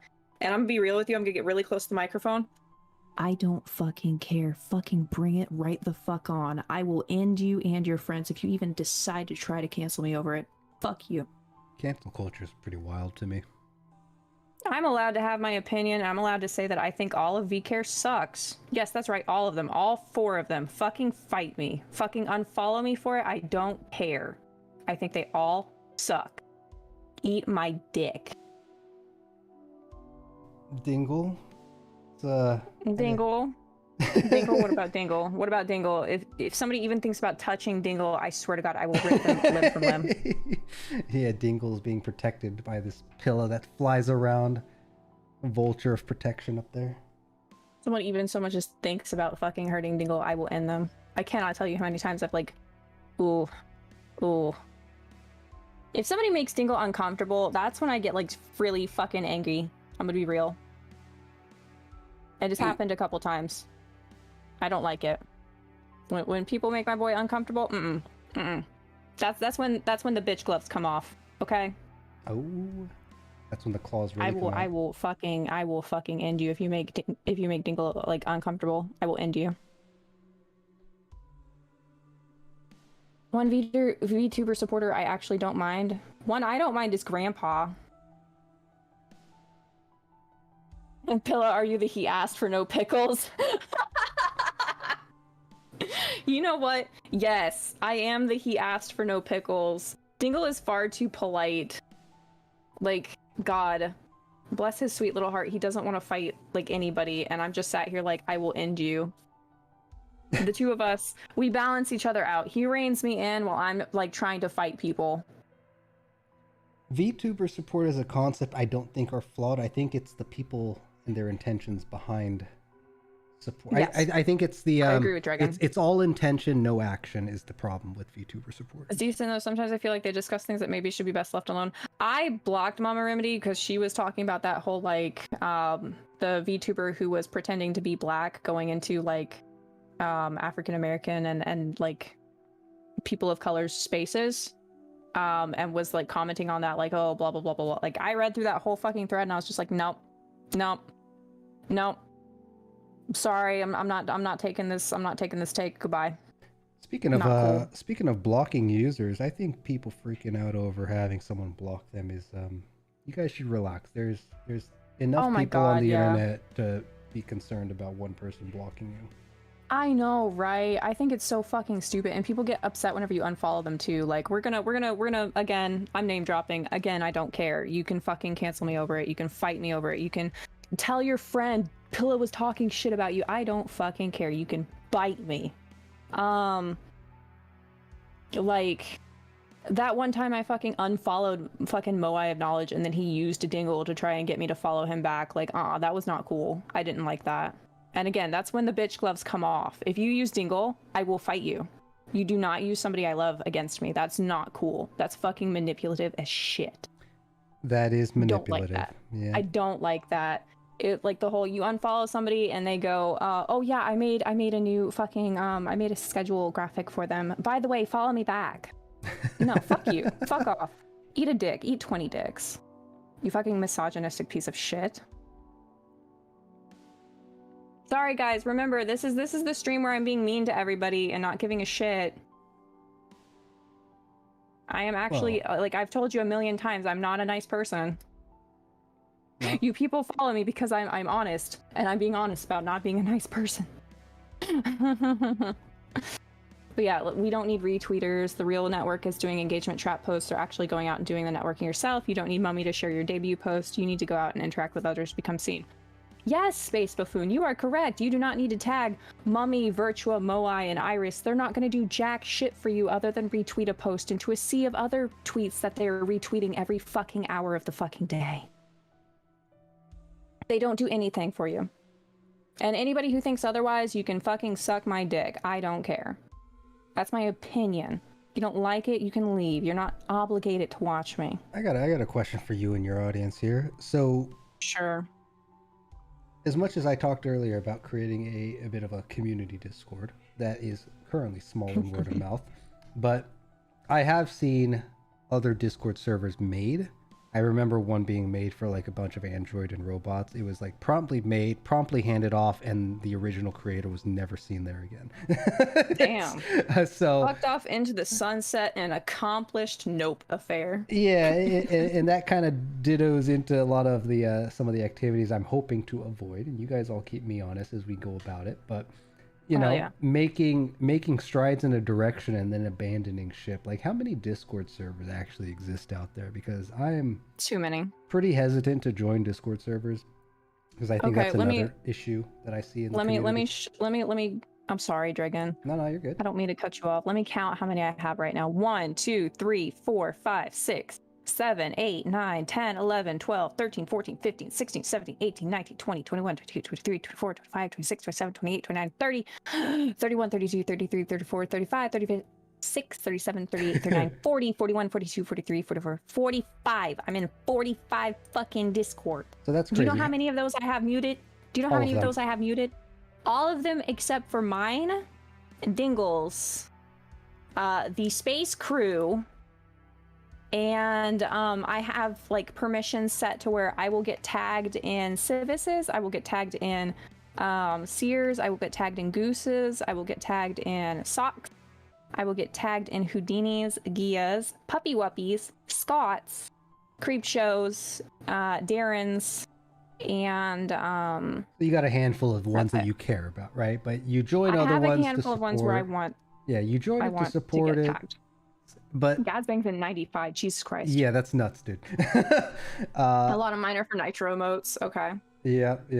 So there's like a few reasons to have it, but I do find this to be a common pattern in just the general community where it's like everyone Mm-hmm. makes a Discord because, well, a bunch of videos out there are like, you got to make your own Discord for your communities, a place for everyone to come hang out. But you know what? Your viewers, Oh, Nova Storm. Thank you. some of them are going to hang out, which is cool. But I do think there's too many independent Discords out there, which is There's not a lot of networking ones out there I've seen. that actually have traction on it. Yes, that actually have Yeah. traction. I'm in one that's for like all of a specific theme VTuber, and I'm not gonna say which one it is because that will like kind of like call them out, and I love them to death, so I'm not gonna do that. But it's a lot of like, hey guys, I'm going live, and then nobody really comments on it or does anything about it. Hey guys, I'm Yep. going live. Nobody really comments on it and does anything about it. So the thing I like about your community Discord is that everybody in there is already kind of like a tight-knit little group, and they tend to, you know, comment on things like, for example, the Final Fantasy 14 board where, you know, I found out Neff also is doing Heaven on High, and I'm just sat here like, yo, let's fucking go. Let's go. I will drag Neff through Heaven on High for sure. I love doing that content, and the fact that I found somebody else who likes that content in your community, I'm just sat here like, yay! And plus, it means I can hang out with them maybe, possibly, if they let Exactly. me. So yeah, no, I like that about your community, that there is, you know, active people and people that are going to be like, you know, doing stuff together. Like, I know I have my own like little individual server for Discord, but for mine, I'm planning on like just using that for like friendship stuff and community-based stuff. That's why like all the people that come in there are curated by both me and my manager. Yeah. So it's like all people that I already interact with regularly. They're people who are regulars in my chat. So it's more like a Pilla's friendship pillow fort instead of Pilla's community Discord where everybody hangs out and like you get all the what's. It's just like, hey guys, I'm going to be drawing, I'm going to be hanging out and chat. You guys want to hang out with me? And they pop in there. So it's a way for me to interact with my community, but it's also a way for me to interact with people that I collab with a lot. So Exactly. that's the only reason why I think my community server is a little different. I'm not trying to grow it and put all my like viewers in there. I'm just trying to put my friends in there so I can keep track of them. I see that I think that's part of the problem is that a lot of these Discord communities get made with the intention of just everyone get in there, and some people do, some people don't, and it's like super shallow, right, in intention. So yeah, I think making the Discord with proper intent is what we're trying to do on our side, and hopefully in the coming months it slowly will establish itself. So we'll Space Buffoon says, I've been saying it for months, individual servers are 75% doomed to fail. I agree with you, Buffy. I feel you. So here's another topic then, kind of going back before I forget my train of thought again, is earlier we were talking about kind of interacting with chat, and oh boy, we have a very large net of streamers, from a whopping 1 viewer to a few that are floating in a few hundred, and then I think once you start getting into the thousands, you've probably made it at that point. But what do you think from a streaming perspective, where a person is streaming and they're sitting at no more than 3, you know, give or take, they're at 0 maybe like for 80% of it, and maybe for 20% they got like 1 to 3 people interacting with them. You can't really interact with chat much in those situations, right? I would say that if you're not able to stream to 0, then you got some work to do ahead of you, but So you want to know what I think people should do whenever they're streaming to that like 0 to 3 number? Yeah. Not really having a lot of interactivity. Okay. because I think So it's I'm gonna super give you common guys- out there. I'm gonna give you guys Pilla's recipe for success. Pick a game you love. Please, for the love of fuck, pick a game you love. My first couple of game streams were games that I fucking adore. Dragon Quest Monsters 2, Tara, and Kobe's Adventure. I can talk about those games for hours, and I did. Just narrate what you're doing. Explain to them things about the game that you like. And even if there's nobody there, continue to talk about things that you like, because there are people who are going to watch your VODs. There will be people curious who will be like, what has this person done? And they'll click on the VOD. Do you think do you think they're going to get a good impression of you just going, hey, yo, this guy's just sitting there and fucking doing nothing and playing the game and completely silent? Like, no. Please, for the love of fuck, play a game you like. narrate it, talk about stuff, read the character dialogue if it has it, explain why you're doing a certain thing in the game. Like during these slow parts of my streams when Seer couldn't be there or Dingle couldn't be there to like watch and like make my chat more lively with the two of them being around, I was talking about different mechanical points in the game that I liked. Dragon Quest Monsters 2, Tara and Kobe's Adventure is a very mechanically diverse game where you can have all sorts of party compositions and you can give your monsters all kinds of spells, and it's basically limited just by your imagination, much like Jade Cocoon, which is the game that I'm currently streaming. Like, for example, yesterday I didn't have Dingle for about an hour and I was just talking with chat about different things I loved about the game, different things I enjoyed, and then I went, okay, let's do this thing, and it's because of XYZ reason. And even if chat's not saying anything to me, I'm still going to be explaining to them what I'm doing and why I'm doing it. And if it's a game I really love, I'm not going to feel as bad if there's not that many people there. I think that's so that's something that that's really something that I really want to push for streamers is please pick a game you love that you can talk about. Pick a game that you can talk about for an hour with nobody saying anything to you. Pick a game that you really know like the back of your fucking hand when you start out, because people, one, are going to notice that you really love your game. They're going to notice that you really fucking love your game. And two, people that are like just joining and finding out about you, they're going to see how fucking hype and enthusiastic you are about this game, and they're going to be like, Yeah. I'll share a sad but funny maybe story. So I think people as much say as a brick sit with 20 viewers, and people with great personalities and lots of fun things to say sit at 0 to 2 viewers. That is true, Buffy. That is true. Yeah. That was actually something we talked about earlier on in the stream, was like how some people are just overlooked. It really does depend on the audience, the game chosen. There's a lot of factors that go into it. Time of day that you stream. There's so much stuff that goes into this recipe for quote unquote success. 100%. But I think that kind of ties into, just streamer health. For me personally, I try to advocate for people doing something that they enjoy, so that whenever they do have that 0 to 2 people, at least they enjoyed the experience of streaming the game they like. So that for me is the kind of thing. I think every streamer should do what you said, which is explore a game that you love or put a lot of time into, because thank you for the follow, Ellie. It is more interesting to see someone exploring a game. If you've already played that game, obviously that's going to deter people, I think, from it. But if they really love, like one of the viewers that hops on my channel occasionally, I streamed No Man's Sky very briefly, and he followed me just because of No Man's Sky, because he loves the game. But it didn't stick for me, unfortunately, and I don't know. But Aww. Yeah. I had somebody follow yesterday just because they love Jade Cocoon, so I feel you on that. Exactly, right? So the game sure kind of matters, but at the same time, right? Like if you're trying to find an audience, don't play Fortnite. play a game. Play a game that, I mean, I guess if Fortnite is all you play, then it's okay. A lot of you are 18 plus, please remember the audience of Fortnite is mostly children, and a lot of you are 18 plus. You'd be surprised. I've seen enough people playing Fortnite recently, man. But hey, I was playing Fortnite recently. I played for the first time with Dingle, Creepshow, and Gia, and we got 3 dubs in a row. Oh man. But yeah, so yeah, play a game you enjoy. Yeah, Ellie here. Play a game you enjoy, because one, it is way more entertaining when the person on the channel knows what the hell they're doing.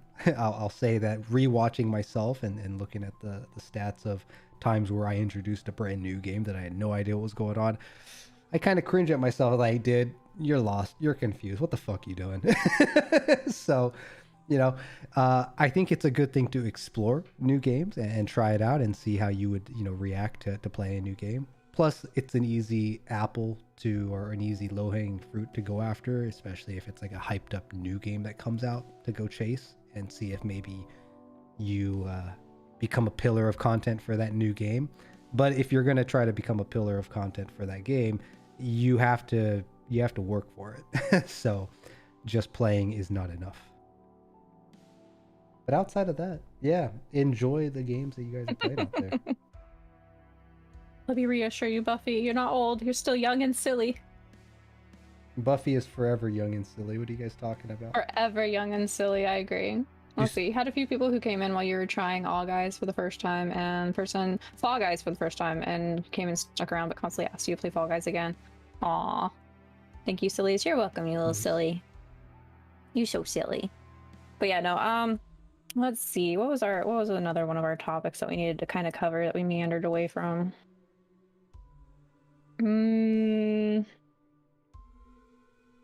Let's cover the rampant sexism in VTubing. Let's go. Let's cover the hottest take of them all. Okay. Also check Discord. But what define rampant sexism? We'll make this like our last topic too, because I'm feeling a little bit like recharging. Yeah, exactly. In regards to rampant sexism, let's see. We'll name drop again. I don't give a fuck about getting, called out, canceled for it. We're gonna use Moai of Knowledge as an example. The constant posts about VTuber quote unquote females who are getting more popular quickly than he is, just by virtue of quote unquote having boobs or quote unquote being sexual. Stuff like that. These ideas that women or people who identify as women or people who present themselves as women have this inherent, unforgivably wrong advantage over people who present as male or people who are male or people who identify as male. Like, I do not like or appreciate the very larger and more popular VTubers out there having this mindset and pushing this mindset out to other people, because again, these quote-unquote supporters need to remember that they are considered people that smaller streamers will look up to. So if they're saying things like, oh well, lewd tubers have this inherent advantage and they're unfairly gaining followers faster than me, other people are going to go, yeah, you're right, lewd tubers are getting bigger faster than me, and that sucks and I hate it. And then all the lewd tubers are going to see this and go, wow, okay, well, fuck me, I guess, and not even in the good way. My take might actually be in a bit of a weird direction for what you might be expecting. That's okay, go for it. So, go for it. I feel as though many of the people who spout that nonsense don't have a fundamental understanding of how society and supply and demand and the internet kind of coexist with one another. Mm-hmm. And I also feel that there are many successful streamers out there who have a very naive, shallow view of the way the world operates because they live digitally and not outside. To their credit, some of them are incapable of living outside for medical reasons, which their views, though I take with a grain of salt. I have heard a few that have spouted a few life lessons, but it's like, dude, you have been bedridden for 12 years. You don't even know what the outside world is like. What are you giving people life advice for? Yeah. But yeah, I think anyone who says that a female streamer is growing in success doesn't understand, again, that kind of distribution of the audience. It's primarily male driven. That's not to say male streamers can't be successful, but naturally males will lean towards what they like. And also the internet community, there's a large group of females who prefer females as well, right? I say a large, it's probably small, and we just are none the wiser because it's, again, a very abstract kind of way of looking at the internet space. There's millions of people on the internet, and the vocal minority on the internet may feel like the vocal majority, even if they may or may not be. And we don't really know, right? Because that stuff isn't transparent, with the exception of annual or quarterly reports that some of these platforms will put out for us, right? But when you look at it, you got to realize the vocal sexism that occurs on the internet is actually a very tiny portion of the internet. Most of the internet is a quiet majority, right? So as long as you understand that, it's honestly just, as far as I'm concerned, it might just be a fucking kid pretending, because we don't know how old the guy is either, really, or at least depending on who we're talking about. It could be some 17 to 21-year-old that really doesn't have any life experience and is just talking out of their ass because they feel a certain way and their hormones are raging. Like, we don't really know. So I don't know. My take, again, a little different from probably just addressing it head on, but I think there's a lot of young minds on the internet that are vocal, and I think a lot of them I agree. are lacking in life experiences and life pains to really be mature. No, I 100% agree with you, and I do have to stress again that being like a public face, being somebody who's seen as a public figure, being someone who's somebody that people quote unquote look up to, you need to keep in mind your behavior. You need to keep in mind the stuff that you're saying to other people, because other people will emulate that behavior, will emulate what you say, will emulate what you think when they look up to you. So, as Buffy says here, yes, characters that present as sexy women will attract more people, but from a niche, the horny people or people that want that girlfriend experience. It is not an advantage. It's just a different genre. Yeah. Being salty about it is indeed a skill issue. You want more people, then keep on grinding and don't blame a different genre of streamer. That is 125% correct. If I could print that out and plaster that on my wall without it like covering up all the art that I'm trying to keep up there, I would. Okay? Space Buffoon. That is true. Why do you always type such words of wisdom, but you're so goofy on stream? Here's a funny thought that I had actually very recently. I was thinking about an ex-coworker who everyone that I worked with would refer to the guy as squirrely, and you know, from a personality point, he was squirrely. But the take that I think a lot of people forget is that, you know, a lot of our experiences out here are based on perspectives. Like our experiences, the people around us, it's our perspective shaped by the world around us, and another person's perspective on the other side of the aisle may not reflect our experiences, and their perspective may be completely different from ours, right? The wild example I often like to use is that scene in Pocahontas, which allegedly, if true, right, Indians, Native Americans in the West, like, didn't know that the boat sails were not clouds, right? They mistook them for clouds, allegedly. So, right, if their perception of what is in front of them differs from another, it doesn't necessarily mean that it's a bad trait. It may just be they don't know. It may be a good trait that just our perspective of it is disagreeing with. So, I don't know. To a degree, it is a balance, and also, you know, you just live and let live, and fucking let's all be happy hippies together. And I don't know, you know, I think the world has been incredibly, bitch gloves come off. Yeah, why are we polarizing so much? Like, let's get Fight Club going, you know, like common, I don't know. I think people need a sense of like brotherhood, and I don't know why there's so much turmoil that happens and drama that happens. I mean, maybe Pilla would be out of a job if all the drama disappeared one day, but no, I would be so much happier if there was no drama. Are you kidding me? I just want to sit here, play Jade Cocoon, hit on Dingle, and like vibe. Okay, that would be my happy medium. Yeah. Not having weirdos like fucking be parasocial with me, not having people make Dingle uncomfortable, not having people be weird. That would be nice. That'd be really nice. And actually, yeah, it means I could focus less on drama stuff. It's true. I would like that. Another take with just chilling with Dingle. If you can hang out in a voice call with someone and have like just 10-minute gaps of silence and still like enjoy your time in the voice chat with somebody, enjoy those moments. Yeah. Oh yeah. Yeah. Don't feel awkward about it if you're comfortable hanging out and just occasionally blurting something out, or you guys are working on two different things. There's nothing wrong with that. Like, hell yeah. That's just you being comfortable in a relationship or in a friendship. Yeah. Yeah. It's like we've been wound up in a way where like awkward silences are awkward. There's nothing wrong with silence. No. Yeah. Maybe too much silence. Just a comfortable pause. You know, yeah, you start points at Dingle and Pillow for quiet times. Oh, thank you, Seer. Oh, Dingle's lovely. You still cherish the memories of the Among Us collab. Look, there will be a future. There will be a future Among Us. I'm hoping to drag Space Crew with me. I want to play Among Us for the first time. I've told Dingle I will only play Among Us for the first time with him. So please, oh boy, keep me in your thoughts and prayers, Space Crew. I would like to play Among Us with you. Well, yes, that did rhyme. Pilla, that's a call to action as far as I've ever heard one. I have never played Among Us. I have never played it. I was gifted it by by somebody important to me, and we never played. We never had time to play. So. All right, who's gonna make it in the secret Discord channel? Hello's first Among Us, please. Go. Next Friday. Make it happen. Make it happen. Question Let's mark? do it. We'd have to drag Dingle in.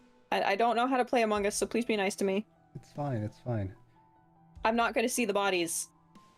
I am blind. You do enjoy comfy silence, something you enjoy presence and don't require conversation and constant maintenance. Yeah, that is another thing with like collabs. The idea of like you having to constantly maintain both chat and your collab partner. I don't really feel that. I feel like if there's a moment where both of you are both quiet and just focusing and vibing on the game, that's whatever. Like, people will enjoy the dynamic you have with the other streamer. Like all of us doing TF2. I'm actually very stoked. So yesterday, this group of ours, this little space VTubing group, we launched as part of our initial group a Minecraft server, and I'm looking forward to hanging out on Minecraft because it was my first time playing. The intro to it was pretty hilarious. I gotta edit that thing, but the on Thursdays I'll probably start playing Minecraft, and I've been looking for a game to just like be able to casually talk and not feel like I need to talk. So yeah, it's I think Minecraft is a that. good game for that. Exactly. Oh yeah, it is. Minecraft, Staxel, let me think. Another good one would be like Stardew. There's a lot of games where you can just chill and craft and do stuff. Even Valheim. Yeah, Valheim though, the game likes to throw stuff at you, and plus I play that with Neffeltanen, and she has no patience. She's like, we have to go. But I have not played Valheim too much outside of Simply Your Buddy has like a little server that he's doing, and I've popped in there a couple times. We punched a bunch of deer, and I threw like I think 26 stacks of meat at him, and that was it. Or no, not deer. We punched a bunch of boars. Nice. I chased boars down and I killed them all. Nice. I am the provider of meat. Provider of meat? Let's go. Yes, the beef is not just figurative. The beef is also literal. Yep, and it's in Pilla's hands. Yes, but I think I'm gonna wrap up for the most part this nice collab. I would definitely love to do this again with you though, Dregn. I feel like we have a lot more stuff we could talk about. Yeah. Get people a little fired up about. Exactly. There's enough drama in the world. I'm sure we can have plenty of things to talk about. I really enjoy. Just we didn't even cover like fake twit longers, those shitty things. Yeah, I don't even read those because it's I get people I hate them. Put the effort into making like a longer post, but it's like if you got to go to an outside source, then there's better ways to do it. Make a video. I mean, there's one time somebody did like a call out. They were like, "Oh, I'm gonna call out this person," and then it was just like a twit longer, and they were like, "Trigger warning for," I think it was like trigger warning for grooming, pedophilia, and it was also trigger warning for what was the other thing? Sexual assault. And so they put that in there, trigger warning for this, twit longer. I click on it. I'm like, oh God. And they're like, because the preface was, a lot of you people are also mutuals with this person. I'm like, oh God. So I click on it, right? Yeah. And the message on it is, they're just stinky uwu. And I was like, yo. That's fucked up. That's like calling fire in a theater. It's like, bro, no, you have no social awareness. Stop it. Like, also we summoned Dingle. Dingle's been here the whole time. He's just been chilling. Dingle has been chilling. That's what Dingle does. Dingle chills. Yeah. Well, after this we have a date, so. Oh. All right. Well, yeah, I am 100% down to chit chat again with Pillabird. Oh yeah. Do check the description if you're out here on the YouTube side for Pilla's links. Go say hello. Yeah, and everybody who's hanging out with me here on Twitch, please, I'm gonna pop Dragon's link in the chat yet again. Please go check out Dregn. Give him a nice little subscribey. All it takes is one click of the button and you are subscribed to Dregn Durant's channel. You can see him, the captain of the Yasuhiro. Only if you want to, though. But if you don't, you're missing out. You are missing out if you don't. Well, yeah, Dingle was here since the beginning. Dingle was here since the very beginning. He was actually the very arguably beginning. He might have been here before the beginning. Oh, he was. He was. He's always here before like I start my stream. Bless him. Nice. All right, everybody. Yeah, thank you for having me, Dregn. Thank you for being here. Likewise. I appreciate you and your time. Likewise. And I'm gonna give a little preamble to my people, so I'm gonna mute on Discord. All right, take it easy, Pilla. Bye. Yeah, bye. Bird villains. What do you call your community? Anything? Surveillance team. Oh, the surveillance team. I like it. All right, take it easy, Yeah. everybody. We'll catch you later. Later.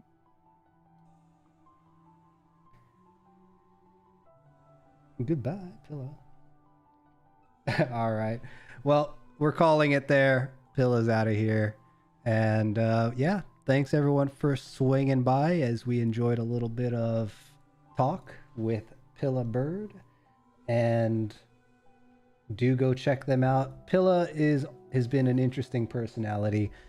She's very vocal online, and I think spits out some hard truths to the community, kind of keeps people aware, or at least gets them to think. Some people will dismiss her. It's all right.